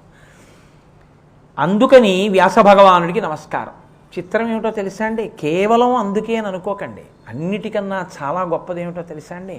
వ్యాస వాల్మీకులకు నమస్కారం చెయ్యకుండా ఏదీ చెప్పడానికి వీల్లేదు. సూర్యవంశాన్నంతటినీ వర్ణించారు వాల్మీకి మహర్షి, చంద్రవంశాన్నంతటినీ వర్ణించారు వ్యాస మహర్షి. సూర్యచంద్రులిద్దరూ ఈ లోకానికి ఎంత అవసరమో, ఈ లోకం ఉన్నంతకాలం సనాతన ధర్మంలో సూర్యవంశ వర్ణన చంద్రవంశ వర్ణన చేసిన వాల్మీకి వ్యాసుడు కూడా అంతే అవసరం. అటువంటి మహాపురుషులిద్దరూ కూడా ఇందులో ప్రత్యేకించి వాల్మీకి రామాయణ రచన చేశారు. వాల్మీకి రామాయణ రచన చేసినప్పుడు ఆయన ఎప్పుడో జరిగిపోయిన కథని రాశారని మీరు అనకూడదు, ఇతిహాసము అంటారు. ఇతిహాసము అంటే ఇతి హా ఆసం, ఇది ఇలాగే జరిగినది, ఇది ఇలాగే జరిగినది అని చెప్పడానికి నువ్వు చూసావా? వాల్మీకి మహర్షి రామాయణంలో అంతర్భాగం. సీతమ్మ తల్లి వాల్మీకి ఆశ్రమంలో పెరగలేదు, బ్రహ్మగారు వరమిస్తే ఆచమనం చేస్తే ఆయన కళ్ళ ముందు కనపడింది రామాయణం. అందుకని ఇతిహాసం అంటే అలాగే జరిగినది, అది అబద్ధం కాదు, కల్పిత కథ కాదు. రామాయణం పరమసత్యం, అందుకే అందులో వాల్మీకి పాత్ర అవుతారు. అలాగే మహాభారతం, భారతం ఇతిహాసం. అందుకే వ్యాసుడు మహాభారతంలో అనేక పర్యాయములు కనపడతాడు. ఒకసారి చంద్రవంశం ఆగిపోయింది, కురువంశం ఆగిపోయింది ఒకసారి. ఎందుకని? శంతన మహారాజుకి కలిగినటువంటి చిత్రాంగదుడు విచిత్ర వీర్యుల్లో చిత్రాంగదుడు మరణించాడు, విచిత్ర వీర్యుడు మరణించాడు. అంబిక అంబాలిక ఇద్దరు విధవలుగా మిగిలిపోయారు, సంతానం లేదు. భీష్ముడు వివాహం చేసుకోలేదు, రాజ్య పరిపాలన చేపట్టాడు, కాబట్టి సింహాసనానికి ఉత్తరాధికారి లేడు. అటువంటి సమయంలో మళ్ళీ వ్యాస భగవానుడే వచ్చి తన తేజస్సు చేత అంబిక అంబాలికాలకు సంతానాన్ని అనుగ్రహించాడు. మహాపురుషుడైనటువంటి విదురుడు కూడా దాసి వలన జన్మించాడు. సరే, అలా ఇవ్వచ్చా? మళ్ళీ అదొక పెద్ద ధర్మ సూక్ష్మం. అది ఎప్పుడైనా భారత ప్రసంగంలో ఇంద్రుడు గారు, ఇప్పుడు ఎందుకు అవన్నీ? కాబట్టి వ్యాసుడు భారతంలో అంతర్భాగం. ఎప్పుడెప్పుడు ధర్మ సంక్లిష్టత ఏర్పడుతుందో అప్పుడప్పుడు వ్యాసుడు కనపడుతుంటాడు భారతంలో. నేను మొన్న మీకు ఒక ఉదాహరణ చూపించాను. కాళహస్తీశ్వర శతకంలో ద్రోణపర్వంలో అశ్వత్థామ ఆగ్నేయాస్త్ర ప్రయోగం చేసి కృష్ణార్జునుల్ని ఎందుకు చెనకలేదు అని బాధపడుతుంటే వ్యాసుడు కనపడి ఉపాసనా రహస్యాన్ని చెప్పాడు. అనేక పర్యాయములు వ్యాసుడు కనపడతాడు. ఇవన్నీ పరమసత్యమే. తపోనిష్టాగరిష్ఠులైనటువంటి వ్యక్తులు ఏదైనా ఈ దేశంలో సాధించగలరు అని నిరూపించడానికి వ్యాసుడు భారతంలో చేసింది ఏమిటో తెలుసా అండి? కొన్ని లక్షల మంది, కోట్ల మంది చనిపోయారు అక్షౌహిణీల సైన్యం. ఆ కురురాజు యొక్క బంధువులందరూ మరణించారు, జలతర్పణ ఇచ్చారు. ఇచ్చిన తరువాత గాంధారి మొదలైన వాళ్ళు కోరుకున్నారు, ఒక్కసారి మా బంధువులందరినీ చూడాలనుందని. వ్యాసుడిని అడిగారు, మాకు చూపిస్తావా అని అడిగారు. మీకు సాయంకాలం చూపిస్తానని సంధ్యావందనం చేసుకుని నది ఒడ్డున కూర్చున్నాడు. అంతే. మరణించిన వాళ్ళందరూ దివ్య శరీరాలతో వచ్చి ఎదురుగుండా కనపడ్డారు అందరికీ. ఈ దేశంలో తపశ్శక్తి యొక్క గొప్పతనం ఎటువంటిదో, పైలోకాలకి వెళ్ళిపోయిన వాళ్ళని సూక్ష్మ శరీరాలతో ఉన్న వాళ్ళని కూడా తీసుకొచ్చి చూపించగలిగినటువంటి దక్షత తపశ్శక్తికి ఉందని నిరూపించిన మహానుభావుడు వ్యాసుడు. అందుకే వేద విభాగం చేసిన వాడు కాబట్టి వేదవ్యాసుడయ్యాడు ఆయన. ఆ వ్యాసుడి దగ్గర నుంచి పరంపర అంటే వ్యాసుడు ఇచ్చినటువంటి వేదములను, ఆయన చేసిన వేద విభాగాన్ని అంటే మీరు ఒక మాట జ్ఞాపకం పెట్టుకోవాలి. వేదము ప్రారంభం ఎక్కడా అని అడిగారు అనుకోండి, అద్వైత సంప్రదాయంలో దీని గురు పరంపరా స్తోత్రం చెప్పినప్పుడు దీని రహస్యం చెప్తారు. నారాయణం అంటారు. వేదం ఎక్కడ మా గురు పరంపర ఎక్కడ మొదలు అంటే నారాయణం దగ్గర, నారాయణుడి దగ్గర. వేదం ఎక్కడ మొదలు అంటే ఈశ్వరుడి దగ్గర మొదలు. ఈశ్వరుడే వేదము, వేదమే ఈశ్వరుడు. వేదమే ఈశ్వరుడు ఎలా అవుతుంది అంటే, నేను ముందు పుట్టానా నా ఊపిరి ముందు పుట్టిందా అని నేను మిమ్మల్ని అడిగాను అనుకోండి, ఏది ముందు పుట్టినట్టు? నా ఊపిరే నేను కదండి. నేను ఎప్పుడు ఊపిరి తీశానో అప్పుడే పుట్టాను, నేను ఎప్పుడు ఊపిరి తీయడం ఆపేస్తానో అప్పుడు మరణిస్తాను కదా. ఊపిరి తీసి ఊపిరి వదలడమే భవతి, ఉన్నానని గుర్తు. ఈశ్వరుడి ఊపిరి వేదమైతే ఈశ్వరుడే వేదమా కాదా? నా ఊపిరి నేనైతే ఈశ్వరుడి ఊపిరి వేదమైతే ఈశ్వరుడు వేదం కాదండి. వేదపురుషుడు ఈశ్వరుడే. కాబట్టి ఈశ్వరుడు మొట్టమొదట వేదాన్ని ప్రారంభం చేశాడు. అందుకే మనకి ప్రమాణము వేదము. వేదము అపౌరుషేయము, పుస్తకాలు రచన చేసింది కాదు, పరమేశ్వరుడి ఊపిరి. పరమేశ్వరుడే వేదంగా ఉన్నాడు. దానికి కాలంతో సంబంధం లేదు. వేదాలు ఇప్పటివేని ఎవడైనా అంటే పశ్చాబద్ధం అలా వేదం గురించి తెలియదని గుర్తు. వేదానికి కాలం లేదు, అది ఎవడు చెప్పలేడు కూడా. ఈశ్వరుడు ఎప్పుడో. అందుకే అమ్మవారి గురించి చెప్తే లలితా సహస్రంలో అమ్మవారు ఎప్పుడు పుట్టిందన్నారు అనుకోండి, పూర్వజా, నువ్వు ఎప్పుడు పుట్టావు, నీకన్నా ముందుంది. మీ తాతగారు అంతకన్నా ముందుంది, మీ ముత్తాతగారు అంతకన్నా ముందుంది, ఈ భూమి అంతకన్నా ముందుంది, నువ్వు ఎన్ని చెప్తావో అంతకన్నా ముందుంది పూర్వజా. ఆవిడ ముందుంటే ఆవిడలే వేదం ఉంది ఆవిడతో. కాబట్టి వేదం ఎప్పుడు పుట్టింది నువ్వు చెప్పలేవు, దానికి డేట్ ఆఫ్ బర్త్ లేదు. కాబట్టి నారాయణం ఆయన ఎవరికి చెప్పారు? ఆయన బ్రహ్మగారికి చెప్పారు. ఆయన నాభికమలంలోంచి పుట్టినటువంటి పద్మంలో ఆవిర్భవించిన చతుర్ముఖ బ్రహ్మగారికి చెప్తే ఆయన 4 ముఖాలతో వేదం చెప్తే ఆయన సృష్టి చేశాడు. ఇప్పుడు ఆయన ఏం చేశాడు? తన కొడుకు వశిష్ఠుడికి చెప్పాడు. అంటే దేవతామూర్తులలో నారాయణుడు బ్రహ్మగారి దగ్గరికి వచ్చేటప్పటికి దేవతా స్వరూపాల్లో వేదం చెప్పడం అయింది. ఇప్పుడు ఋషి జాతిలోకి వెళ్ళి, ఋషి మనిషి కాడు. నేను మొన్ననే దీని గురించి ఎక్కడో మాట్లాడాను. మనిషిగా ఋషిని చెప్పడం కుదరదు, ఎందుకంటే ఋషి కారణజన్ముడు. మీకు ఇప్పుడేగా చెప్పాను, శుకబ్రహ్మ అరణిలోంచి పుట్టాడు, మనుష్యుడని ఎలా అంటారు? కానీ మనుష్యుడిగా ప్రవర్తించాడంతే. అందుకే ఋషికి తర్పణం ఉంది. మంత్రాధిష్టాన దేవత, మంత్రానికి బీజాక్షరానికి గురువుగా ఋషి ఉంటాడు. ఋషి పేరు చెప్పి అంగన్యాసకరన్యాసం చేస్తాం. మనుష్యులందరూ అలా ఉండే అవకాశం లేదు. కాబట్టి ఇప్పుడు నారాయణుడు బ్రహ్మ, తర్వాత ఋషి ఎవరు? వశిష్ఠం. వశిష్ఠుడి తర్వాత శక్తి. శక్తి అంటే వశిష్ఠుడి కొడుకు శక్తి. శక్తి తర్వాత పరాశరుడు. పరాశరుడి తర్వాత వ్యాసుడు. వ్యాసుడి తర్వాత శుకుడు. ఇక్కడ వరకు వరుసగా ఒకరి కడుపున ఒకరు పుట్టిన వాళ్ళ దగ్గరికి వెళ్ళింది. ఈ తర్వాత దగ్గరికి వచ్చేటప్పటికీ శుకబ్రహ్మని దాటిన తర్వాత ఇక కడుపున పుట్టిన బిడ్డలతో వెళ్ళలేదు. అద్వైత సంప్రదాయంలో వెళ్ళేటటువంటి గురు పరంపరా స్తోత్రం.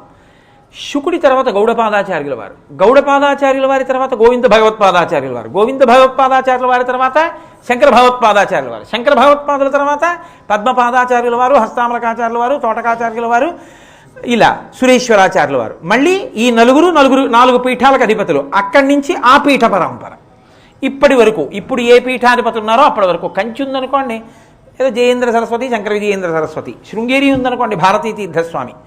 అక్కడ వరకు ఆ పరంపర అలా ప్రవాహం కింద వెళ్ళిపోతుంటుంది. వేదము కూడా అలా ప్రవహించి వచ్చింది. అక్కడి నుంచి శాఖోపశాఖలైంది. అక్కడి నుంచి శిష్యులకు చెప్పబడింది. ఆ వేదము ప్రమాణంగా మనం బతుకుతున్నాం. దీనికి అంతటికీ విభాగం చేసే కాలాన్ని బట్టి కలియుగంలో వీళ్ళకి ఇంతంత చప్పున వీళ్ళు ఈ గోత్రాల్లో పుట్టిన వాళ్ళకి వేదం ఇద్దామని ఇచ్చినటువంటి మహాపురుషుడు వ్యాస భగవానుడు. శుకుండిచ్చి భాగవతం చెప్పించినవాడు వ్యాస భగవానుడు. పరాశర మహర్షికి కొడుకుగా పుట్టినవాడు వ్యాస భగవానుడు. మహాభారత రచన చేసి ధర్మార్థకామ మోక్షములను స్థిరీకరించి మనకి పురుషార్థ సమన్వయం నేర్పినవాడు వ్యాస భగవానుడు. ఇన్ని ఉపకారములు చేసినటువంటి మహాపురుషుడు వ్యాస భగవానుడు. కాబట్టి ఆయనకి ప్రత్యేక నమస్కారం చేయడానికి వచ్చిన తిథి వ్యాస పూర్ణిమ. ఇప్పుడు ఆ వ్యాసుడు ఎవరి యందు ఉన్నాడు? ఆ వ్యాసుడే గురువుగారిలో ఉన్నాడు. కాబట్టి అందుకే గురువుగారు కూర్చున్న పీఠానికి గురుపీఠం అంటారు, వ్యాసపీఠం అంటారు. ఆయనని వ్యాసుడు ఆవహిస్తాడు. వ్యాసుడు ఆవహించి శృతి స్మృతి పురాణముల యందు ఉన్న మమేకమైనటువంటి విషయాలు మనకి అర్థమయ్యేటట్టుగా ఆయనలో ఉండి చెప్పిస్తూ ఉంటాడు. ఆనాడు వ్యాసుడు అర్థమయ్యేటట్టు చెప్పినట్టు ఇప్పుడు గురువు గారు చెప్తూ ఉంటారు. అందుకని వ్యాసుడి పేరు చెప్పి గురువుగారికి నమస్కారం, వ్యాసుడి పేరు చెప్పి గురువుగారికి సత్కారం. ఇవాళ అందరూ గురువుగారికి నమస్కారం చేస్తారు. ఎందుకు? గురువులో వ్యాసుణ్ణి చూసి. ఆ నమస్కారాలన్నీ ఎవరికి? సర్వదేవ నమస్కారం కేశవం ప్రతిగచ్చతి అన్నట్టు ఈ నమస్కారాలన్నీ ఆయన వ్యాసుడికి పంపిస్తాడు. వ్యాసపర బ్రహ్మార్పణమస్తు, ఇవన్నీ వ్యాస భగవానుడికి చెందుగాక. గురువుకి పెట్టిన నమస్కారాలన్నీ ఇవాళ వ్యాసుడికే చెందుతాయి. అంత సర్వోత్కృష్టమైన స్థితిలో ఆషాఢశుద్ధ పూర్ణిమ నాడు మనం వ్యాస పూర్ణిమ చేస్తాం.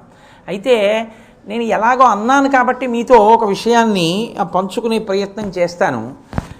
గురువు ఆచార్యుడు అని ఇద్దరు ఉంటారు. మీరు చూడండి, ఆచార్య, భీష్మాచార్య, కృపాచార్య, ద్రోణాచార్య అని ఉంటుంది.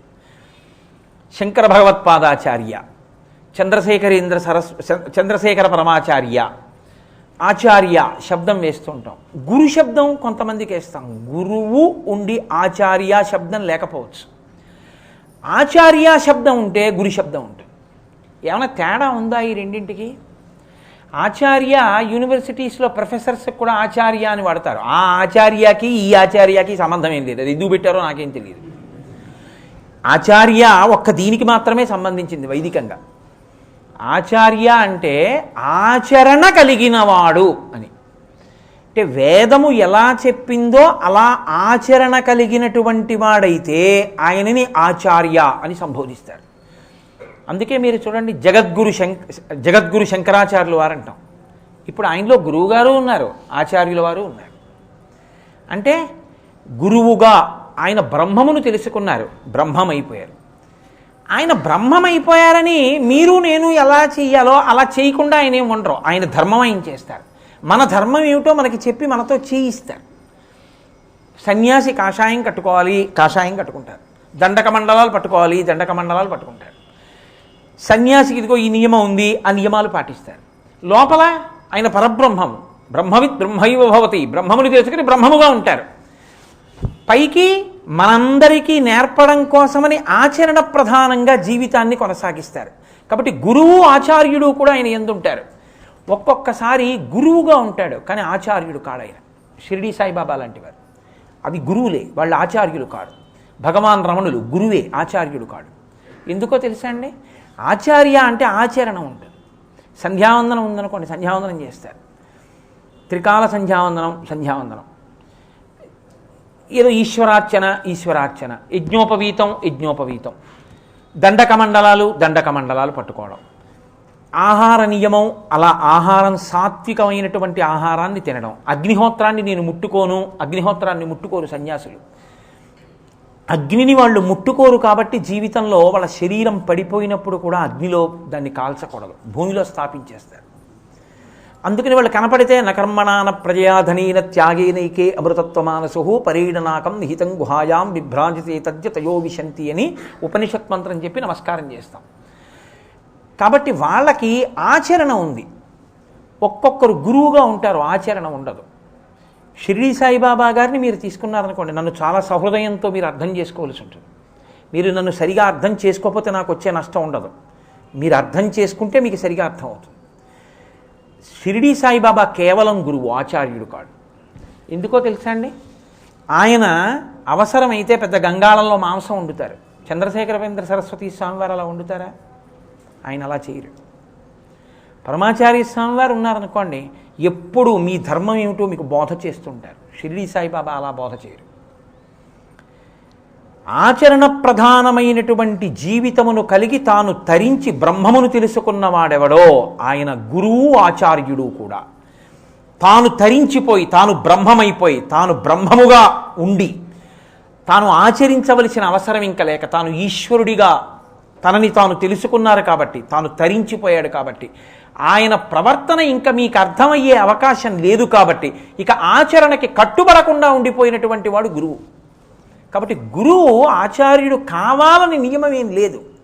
భగవాన్ రమణులు ఉన్నారు, అసలు నోరు విప్పరు, మౌనస్వామి, అసలు నోరు విప్పి మాట్లాడరు.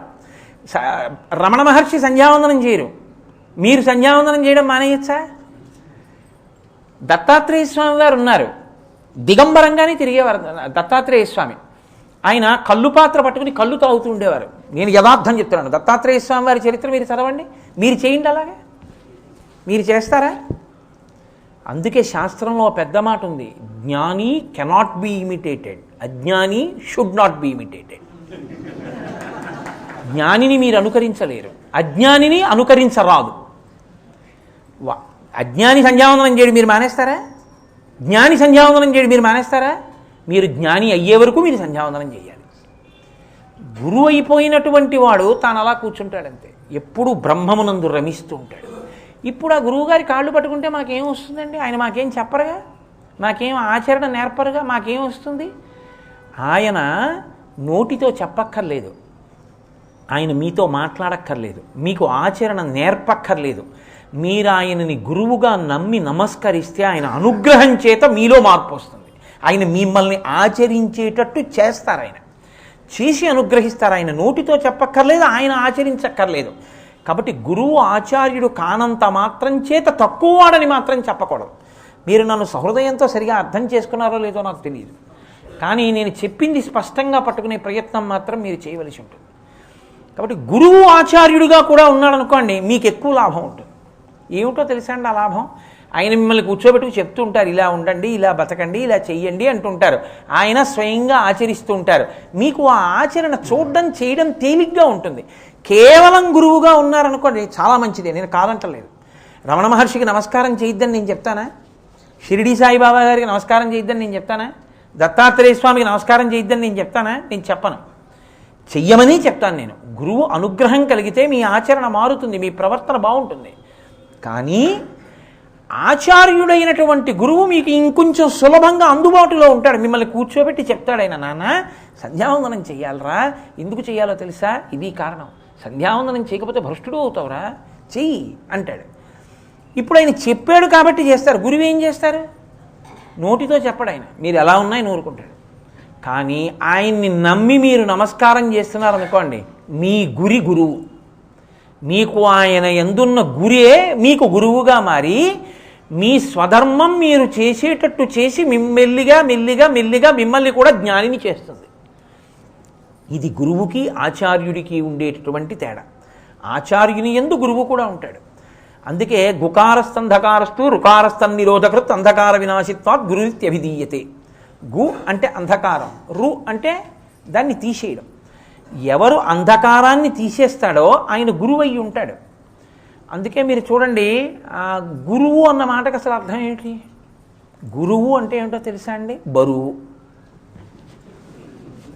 నేను యథార్థం చెప్తున్నానండి, మీరు ఇంకోలా అనుకోవద్దు, నేను చెప్తున్నది యథార్థం. గురువు అంటే మహాన్, సంస్కృతంలో మహాన్ అంటే బరువు అయినవాడు, పెద్దవాడు అని. అప్పుడు ఆయన ముందున్నది ఏమిటవుతుంది? లఘువు కదండి. తక్కెట్లో ఇలా పెట్టి పైకెత్తాను అనుకోండి, ఇటు పక్కన కిందగా వాలింది. ఇప్పుడు దీన్ని ఏమంటారు మీరు? బరువు. తేలిపోయింది ఏమిటి? లఘువు. గురువు ముందున్నవన్నీ ఏమిటి? లఘువులు. అంటే ఆయనలో ఉన్నటువంటి మాహాత్యాన్ని, ఆయనకున్నటువంటి వైభవాన్ని, ఆయనకున్న విద్యని తెలుసుకుని ఆయన స్థాయిని పొందడానికి ప్రయత్నం చేసేటటువంటి వాళ్ళు, ఆయన కన్నా అనుభవంలో, ఆయన కన్నా జ్ఞానంలో చిన్నవాళ్ళు ఆయన ముందుండి నేర్చుకుంటూ ఉంటారు ఆయన వెనక నుండి.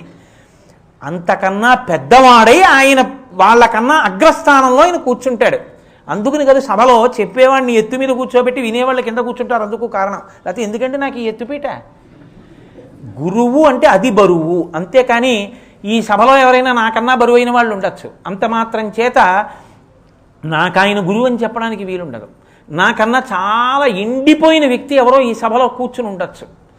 నాకు తెలియక ఆయన కింద కూర్చుంటే నేను పైన కూర్చుని ఉండొచ్చు. ఆయన మహావిద్వాంసుడై ఉండొచ్చు.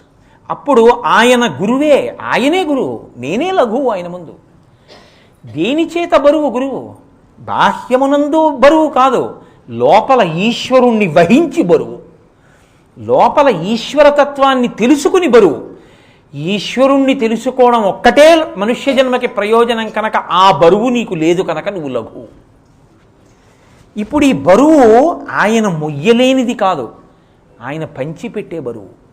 ఆయన ఏం చేస్తాడంటే తన విజయంతో తనకి లుబ్ధత్వం ఉందనుకోండి, వాడు గురువు కాడు. నేను ఎందుకు చెప్పాలండి అన్నాడు అనుకోండి, ఆయన గురువు కాడిహ. చెప్పకుండా ఉండలేక చెప్పేస్తుంటాడు అనుకోండి, ఆయన గురువు.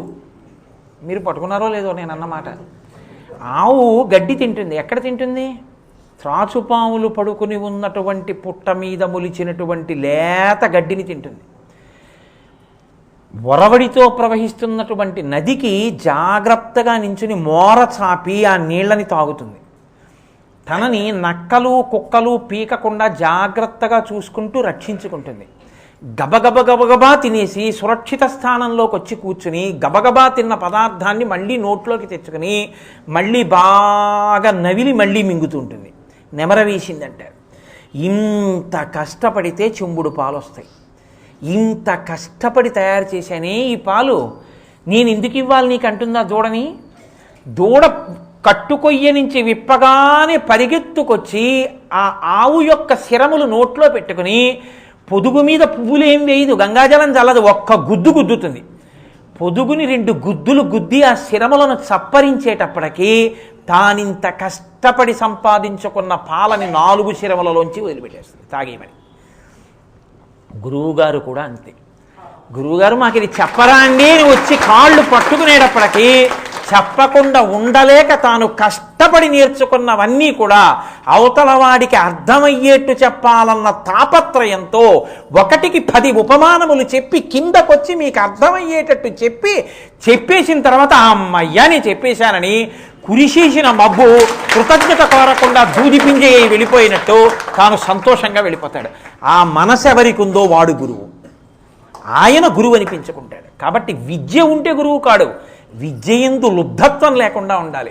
ప్రతిఫలాపేక్ష లేకుండా ఈశ్వరుడి గురించి చెప్పడమే నా జన్మకి ధన్యమని చెప్పడంలో మురిసిపోయి సంతోషపడిపోయి తన శరీరము పడుతున్న ఖేదాన్ని కూడా లెక్క పెట్టకుండా చెప్పడమే ప్రయోజనంగా చెప్పేయాలి. కురియడమే ప్రయోజనంగా మేఘం కురిచేసినట్టు. అలా చెప్పేవాడెవడో ఆయన గురువు.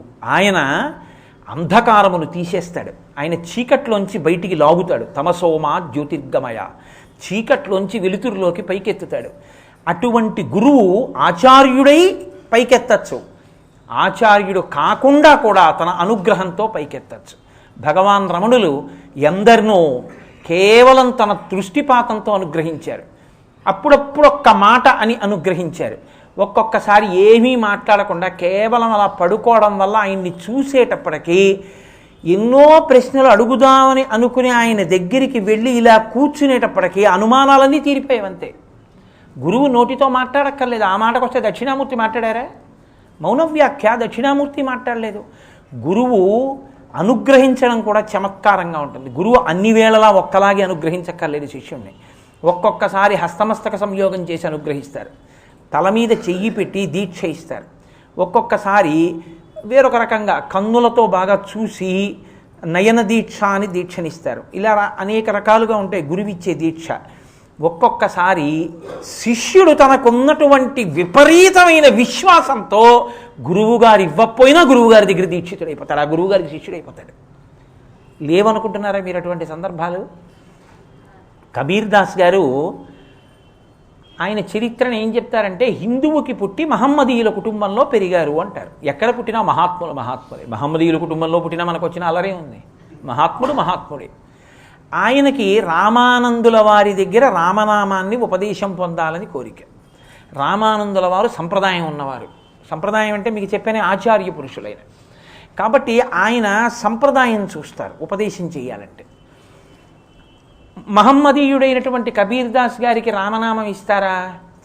ఆయన దగ్గర పొందాలని ఈయనకి తాపత్రయం. అంటే ఈయన గురి ఆయన మీద ఉంది, అందుకని గురువుగారు అయ్యారు. మీకు ఎవరి మీద గురి ఏర్పడిందో ఆయనే గురువు అండి. మీ గురికి గురువు అని పేరు. రమణులు చెప్పిన మాట, నేను చెప్పట్లేదు ఈ మాట. కాబట్టి ఇప్పుడు ఆయన ఏం చేశారు? బ్రాహ్మీ ముహూర్తంలో ఇంకా చీకటి ఉండగా బయలుదేరి అలా నడిచి స్నానానికి వెళ్ళేవారు గంగ ఒడ్డున రామానంద మహర్షి. ఈయన అలా వెడుతున్నప్పుడు గురువుగారు తన మీద కాలు పెడితే గురువుగారు ఇచ్చేటటువంటి దివ్యమైన అనుగ్రహం ఆయన పాదం పెట్టడం. అందుకని ఆ గురువుగారు వెడుతుంటే దారిలో పడుకుంటే ఆయన పాదం తనకి తగులుతుంది కదా అని పడుకున్నారు. రామానందుల వారు ఆ రామనామం తలుచుకుంటూ సంతోషంగా వెళ్ళిపోతున్నారు. ఆ చీకట్లో కింద పడుకున్న కబీర్ దాస్ గారు కనపడలేదు. ఆయన కాలు అనుకోకుండా ఆయన మీద పడింది. అంతటి మహాపురుషులు ఏమంటారు? రామరామ ఇదేమిటి ఇలా తను నేను కాలు తగిలింది, ఎవరు పాపం పడుకున్నారు అంటారు కదా. అంతే. దాన్నే రామనామ దీక్షగా స్వీకరించారు. ఒకడు శివశివ అంటాడు, ఒకడు రామరామ ఏమిటంటే అలా తన్నేశాను అంటాడు కదా, అలాగే అన్నారు ఆయన కూడా. అంతే. కబీర్ దాస్ గారు రామానందుల వారి దగ్గర రామరామ అన్న మాటని దీక్షగా స్వీకరించి నా గురువుగారు రామానందుల వారిని తరించిపోయారు. అంతే. ఒక్కొక్కసారి గురువుగారు ఇవ్వని దీక్ష శిష్యుడు అలా స్వీకరించి తరించిపోతాడు. అది గురి వలన వస్తుంది, అందువలన శిష్యుడు అవుతాడు. శంకర భగవత్పాదులు ఒకసారి శిష్యుడు అంటే ఏమిటో చూపించాలనుకున్నారు. గంగానదికి ఈవలి ఒడ్డున శంకరాచార్యులు వారు ఉన్నారు, ఆమలి ఒడ్డున పద్మపాదాచార్యులు వారు ఉన్నారు. శంకర భగవత్పాదులు స్నానం చేశారు. బట్ట తడిగా ఉంది. తడిగా ఉన్న బట్టతో ఈవలి ఒడ్డున నించుని అటుపక్కనున్న పద్మపాదాచార్యుల వారిని పిలిచారు. బట్ట పట్టుకురా, కట్టుకోవాలి అన్నారు. పద్మపాదాచార్యుల వారు తలెత్తి చూశారు. అయ్యయ్యో, గురువుగారు తడిసిపోయి ఉన్నారు, బట్ట తడిసిపోయింది, నిలబడి ఉన్నారు. అయ్యో, ఆయనకి ఎంత బాధ కలుగుతోందో తడిబట్టతో నించోవడంలో. నేను అలా తిరిగి వెళ్ళి ఇచ్చేంత వరకు గురువుగారు తడిబట్టలతో నించోడమా? నేను పట్టుకెళ్ళి పొడి బట్టలు ఇచ్చేయాలని ఈత కొట్టినా తడిసిపోతాయి అవి. ఆ బట్టలు పట్టుకుని నేను ఇలా వెళ్ళగలనా వెళ్ళలేనా ఆయన చూడలేదు. మా గురువుగారు ఉన్నారు, మా గురువుగారు నన్ను రక్షిస్తారు, మా గురువుగారికి బట్టలు ఇచ్చేయాలంతే. గంగ మీద పరిగెత్తారు. ఆయనకున్న గురిని చూసి గంగానది ఆయన అడుగులు వేస్తుంటే అడుగుల కింద పద్మములు విప్పింది. విప్పిన పద్మములలో అడుగులు పడి గురువుగారి దగ్గరికి వెళ్ళి బట్టలు ఇచ్చిన వారు కాబట్టి, గురువుగారి మీద అంత గురి ఉన్నవారు కాబట్టి, పాదముల కింద గంగ పద్మములు పట్టింది కాబట్టి ఆయనకి పద్మపాదాచార్యులని పేరు వచ్చింది. అది గురు శిష్య సంబంధం అంటే అంత గొప్పగా ఉంటుంది. శిష్యుడన్నవాడు గురువుని తండ్రి కన్నా తల్లి కన్నా గొప్పగా చూస్తాడు. ఎందుకో తెలుసా అండి? తల్లి తండ్రి జన్మ మాత్రమే ఇస్తారు, గురువు మళ్ళీ జన్మలేని స్థితిని ఇస్తాడు. అందుకే ఇక గురువు గారి రుణం తీర్చుకోవడం అనేటటువంటిది లోకంలో ఉండదు. ఎవరి రుణమైనా తీర్చుకుంటారు, గురువుగారి రుణం తీర్చుకోలేరు. ఎందుకో తెలుసా అండి? గురువుగారికి మీరేమిస్తారు? నేను పంచెలు చాపిస్తానంటారు. వ్యోమవత్వ్యాప్తదేహాయ దక్షిణామూర్తయే నమః. అనంతమైన పరబ్రహ్మాన్ని అనుభవించి పరమాత్మగా తాను నిలబడిపోయినటువంటి గురువుకి తానేమీ కోరుకోని గురువుకి పంచెనీయగలిగిన నేతగాడు ఇంకా ఈ దేశంలో పుట్టలేదు. ఈశ్వరుడికి పంచేవడం నెయ్యగలడు, గురువుగారికి పంచేవడం నెయ్యగలడు. కానీ నన్ను అనుగ్రహించడానికి ఆయన పొచ్చుకున్నారు అని మీరు ప్రణిపాతం చేయవలసి ఉంటుంది అంతే గురువుగారికి. కాబట్టి అందుకే రుక్మిణీ కళ్యాణంలో భాగవతంలో మహానుభావుడు పోతన గారు రచన చేస్తూ ఓ మాట అంటారు. జలజాతేక్షును తోడి తెచ్చితివి నా సందేశముని చెప్పి నన్ను నిలువం పెట్టితివి నీ కృపన్ బ్రతికితి నీకన్న పుణ్యాత్మకుల్ కలరే దీనికి నీకున్ ప్రత్యుపకృతిం చేయంగా నేనేరా అంజలి ఘటించద భూసురాన్వయమణి సద్బంధు చింతామణి అంది రుక్మిణీదేవి. అగ్నిజ్యోతనుడు కృష్ణ భగవానుడిని తీసుకొస్తే, మహానుభావ, పుట్టి చచ్చే స్వరూపం ఉన్న వాళ్ళకి ఈశ్వరుణ్ణి తీసుకురాగలిగినటువంటి వాడివి. జలజాతేక్షను తోడి తెచ్చితివి నా సందేశముని చెప్పి నన్ను నిలువం పెట్టితివి నీ కృపన్ బ్రతికితిన్. గురువుగారు అనుగ్రహంతో బతికాడు, జ్ఞానం వచ్చింది. నీ కృపన్ బ్రతికితిన్ నీకన్న పుణ్యాత్మకుల్ కలరే దీనికి నీకున్ ప్రత్యుపకృతిని చేయంగా నేనేరా. నీకు నేనేం ఉపకారం చేయగలను? చెయ్యలేను, గురువుకు ఉపకారం చేయలేరు. కాబట్టి అంజలి ఘటించద భూసురాన్వయమణి. 5 జ్ఞానేంద్రియములు 5 కర్మేంద్రియములు అహంకార స్థానమైన బుద్ధి 11ంటిని మీ పాదముల దగ్గర న్యాసం చేస్తున్నానండి. అంజలి ఘటించద భూసురాన్వయమణి సద్బంధు చింతామణి అంది. కృష్ణ భగవానుడంతటి వాడు సాందీపని మహర్షి గురించి మాట్లాడితే, తివిరి యజ్ఞాన తిమిర ప్రదీపమగుచు అవ్యయంబగు బ్రహ్మంబును అనుభవించి భరిత సత్తుండు సత్కర్మ నిరతుడతుల భూసుర శ్రేష్ఠుడు అలగుండు బుధనుతుండు అంటాడు. మన గురువు అటువంటి వాడు అంటాడు. ఎప్పుడు బ్రహ్మమును అనుభవించి ఆనందిస్తుంటారు మన గురువుగారు. మన గురువుగారు లాంటి గురువు దొరకడం మన అదృష్టం అంటాడు. గురువుని తలుచుకుంటే శిష్యుడు అలా పొంగిపోవాలని చెప్తుంది శాస్త్రం. అందుకే కడుపున పుట్టిన బిడ్డలకి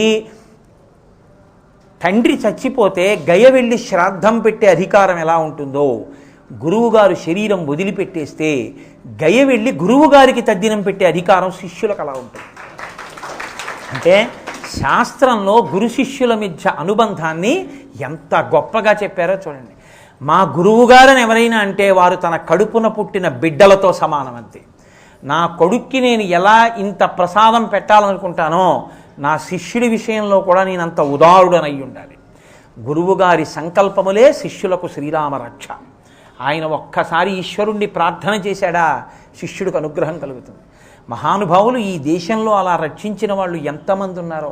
వ్యాసరాయల వారు కృష్ణదేవరాయల వారికి కూహు యోగం వస్తే ఆయన శరీరం పడిపోయేటటువంటి సమయం వచ్చేస్తే మళ్ళీ ఇటువంటి చక్రవర్తి పుట్టడని, నాయన ఎవ్వరికీ చెప్పకుండా నువ్వు సింహాసనం దిగిపో, రాయలు అన్న పేరు నేను తగిలించుకొని నేను కూర్చుంటాను సింహాసనం మీద.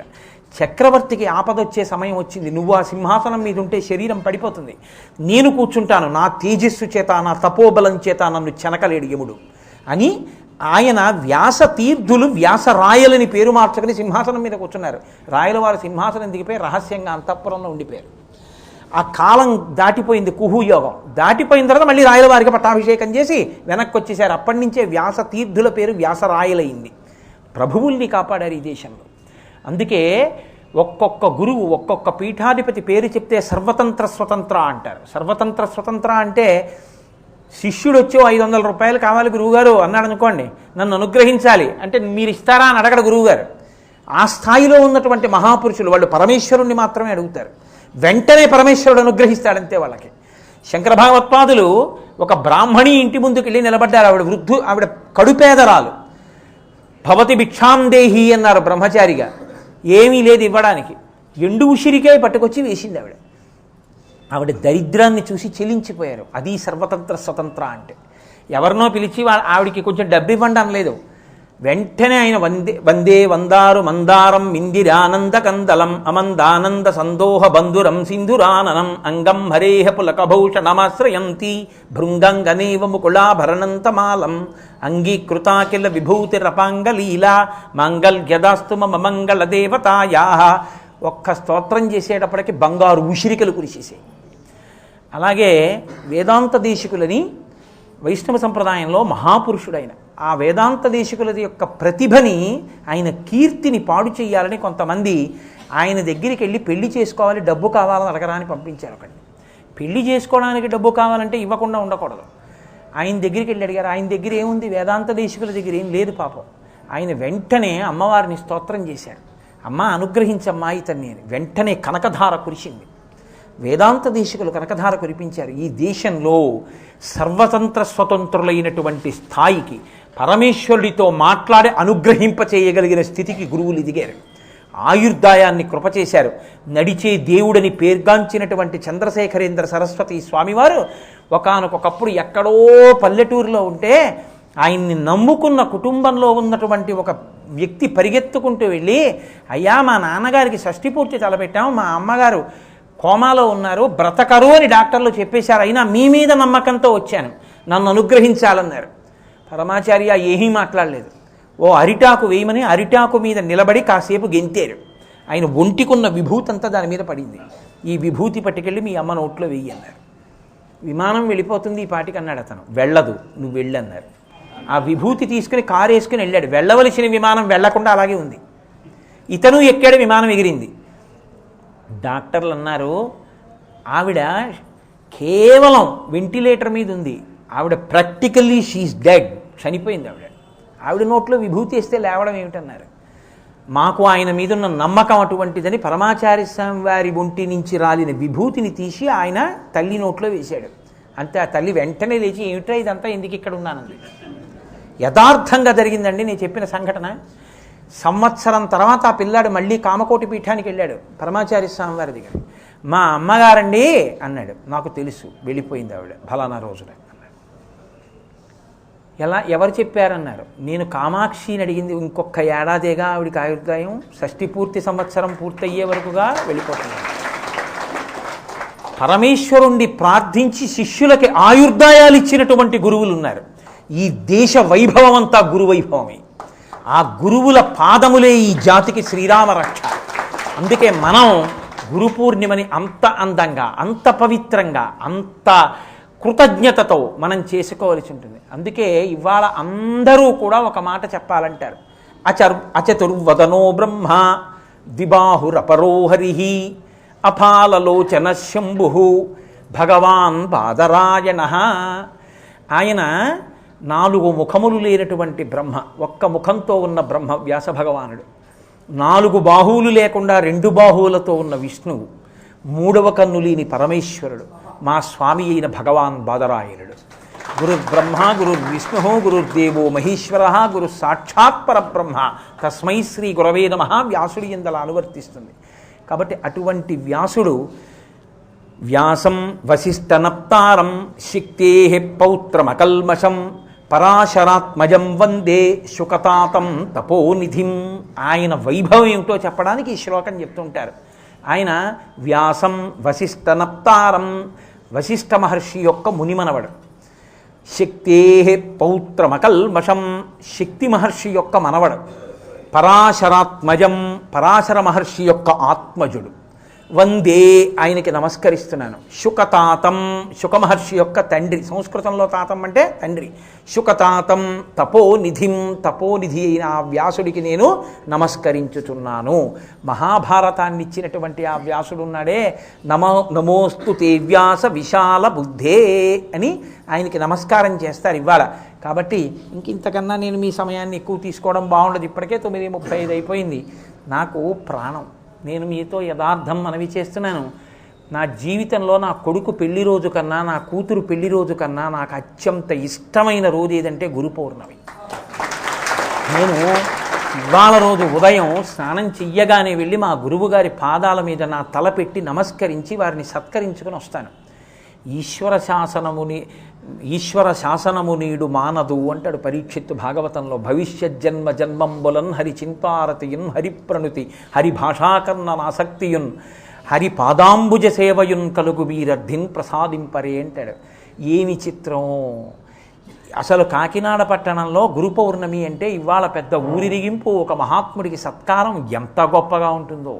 అటువంటిది ఆశ్చర్యకరంగా ఏమరపాటుతో చూసుకోకుండా పొరపాటున హైదరాబాద్కి డేట్లు ఇచ్చేటప్పుడు గురు పూర్ణిమతో కలిపి ఇచ్చేసాను. ఇచ్చేసిన తర్వాత చూశాను గురు పౌర్ణమి హైదరాబాద్ వెళ్ళిపోయింది అని. ఇది ఈశ్వర శాసనం. ఈ సంవత్సరం గురు పౌర్ణమికి నువ్వు హైదరాబాదులో ఉండు అని సర్వేశ్వరుడి శాసనం. ఎక్కడుంటే నా గురువుకి నేను నా మనసా నమస్కరించలేనా? మా గురువుగారి పాదములకు నా శిరస్సు తాటించి నమస్కారం. గురు పౌర్ణమి పొంగిపోవలసిన రోజు. అందరూ తప్పకుండా ప్రతి ఇంట్లో వ్యాస భగవానుడికి గురువుకి నమస్కరించవలసిన రోజు. అటువంటి గురుస్వరూపమైనటువంటి సాయిబాబా గారి యొక్క సంస్థానం ఈ దేవస్థానం. సంకల్పమాత్రం చేత అనుగ్రహించగలిగిన స్వరూపాలు గురుస్వరూపాలు. అన్ని ఆచార్య స్వరూపాలే అవక్కర్లేదు, గురుస్వరూపంగా అనుగ్రహిస్తాయి. కాబట్టి అటువంటి గొప్ప సన్నిధానంలో మనం ఉన్నాం. చాలు, ఇంకింతకన్నా ఎక్కువ చెప్తే మీరు ఆఫీసులకు వెళ్ళాలి, ఇళ్ళకి వెళ్ళాలి, వీడేమిటి పట్టుకుంటే వదిలిపెట్టడు, ఇలా పీకేస్తుంటాడని మీరు అనుకుని భయపడతారు. కాబట్టి ఇక్కడతో నా ప్రసంగాన్ని పూర్తి చేస్తూ మనందరం కలిసి ఒక్కసారి వ్యాస భగవానుడికి నమస్కారం చేద్దాం. నేనంటాను, మీ అందరూ కూడా 2 చేతులు జోడించి అనండి. సాయిబాబా గారు ఎంతో సంతోషిస్తారు. వీళ్ళందరూ వ్యాసుడికి నమస్కరించారు, ఇది కదరా సంస్కారం అంటే. కాబట్టి అందరూ అనండి. వ్యాసం వసిష్ఠనప్తారం శక్తే పౌత్రమకల్మషం పరాశరాత్మజం వందే శుకతాతం తపోనిధిం. సాయంకాలం 7 గంటలకే కదమ్మా షట్పదీ స్తోత్ర వ్యాఖ్యానంలో కలుసుకుందాం. అందులో ఇవాళ అద్భుతం. దివ్యధునీ మకరందే పరిమళ పరిభోగ సచ్చిదానందే శ్రీపతి పదార విందే భవభయఖేదచ్చిదే వందే. 2వ శ్లోకం. మంగళాశాసనపరైః మదాచార్య పురోగమైః సర్వైశ్చ పూర్వైరాచార్యైః సత్కృతాయాస్తు మంగళం. మంగళం కోసలేంద్రాయ మహనీయ గుణాత్మనే చక్రవర్తి తనూజాయ సర్వభౌమాయ మంగళం. ఉమాకాంతాయ కాంతాయ కామితార్థప్రదాయినే శ్రీగిరీశాయ దేవాయ మలినాథాయ మంగళం. కరచరణకృతం వా కర్మవాక్కాయజం వా శ్రవణనైనజం వా మానసం వాపరాధం విహితం వా సర్వమేత్తక్షమస్వ. శివ శివ కరుణాబ్ధే శ్రీ మహాదేవ శంభో. సర్వం శ్రీ ఉమామహేశ్వర బ్రహ్మార్పణమస్తు. స్వస్తి.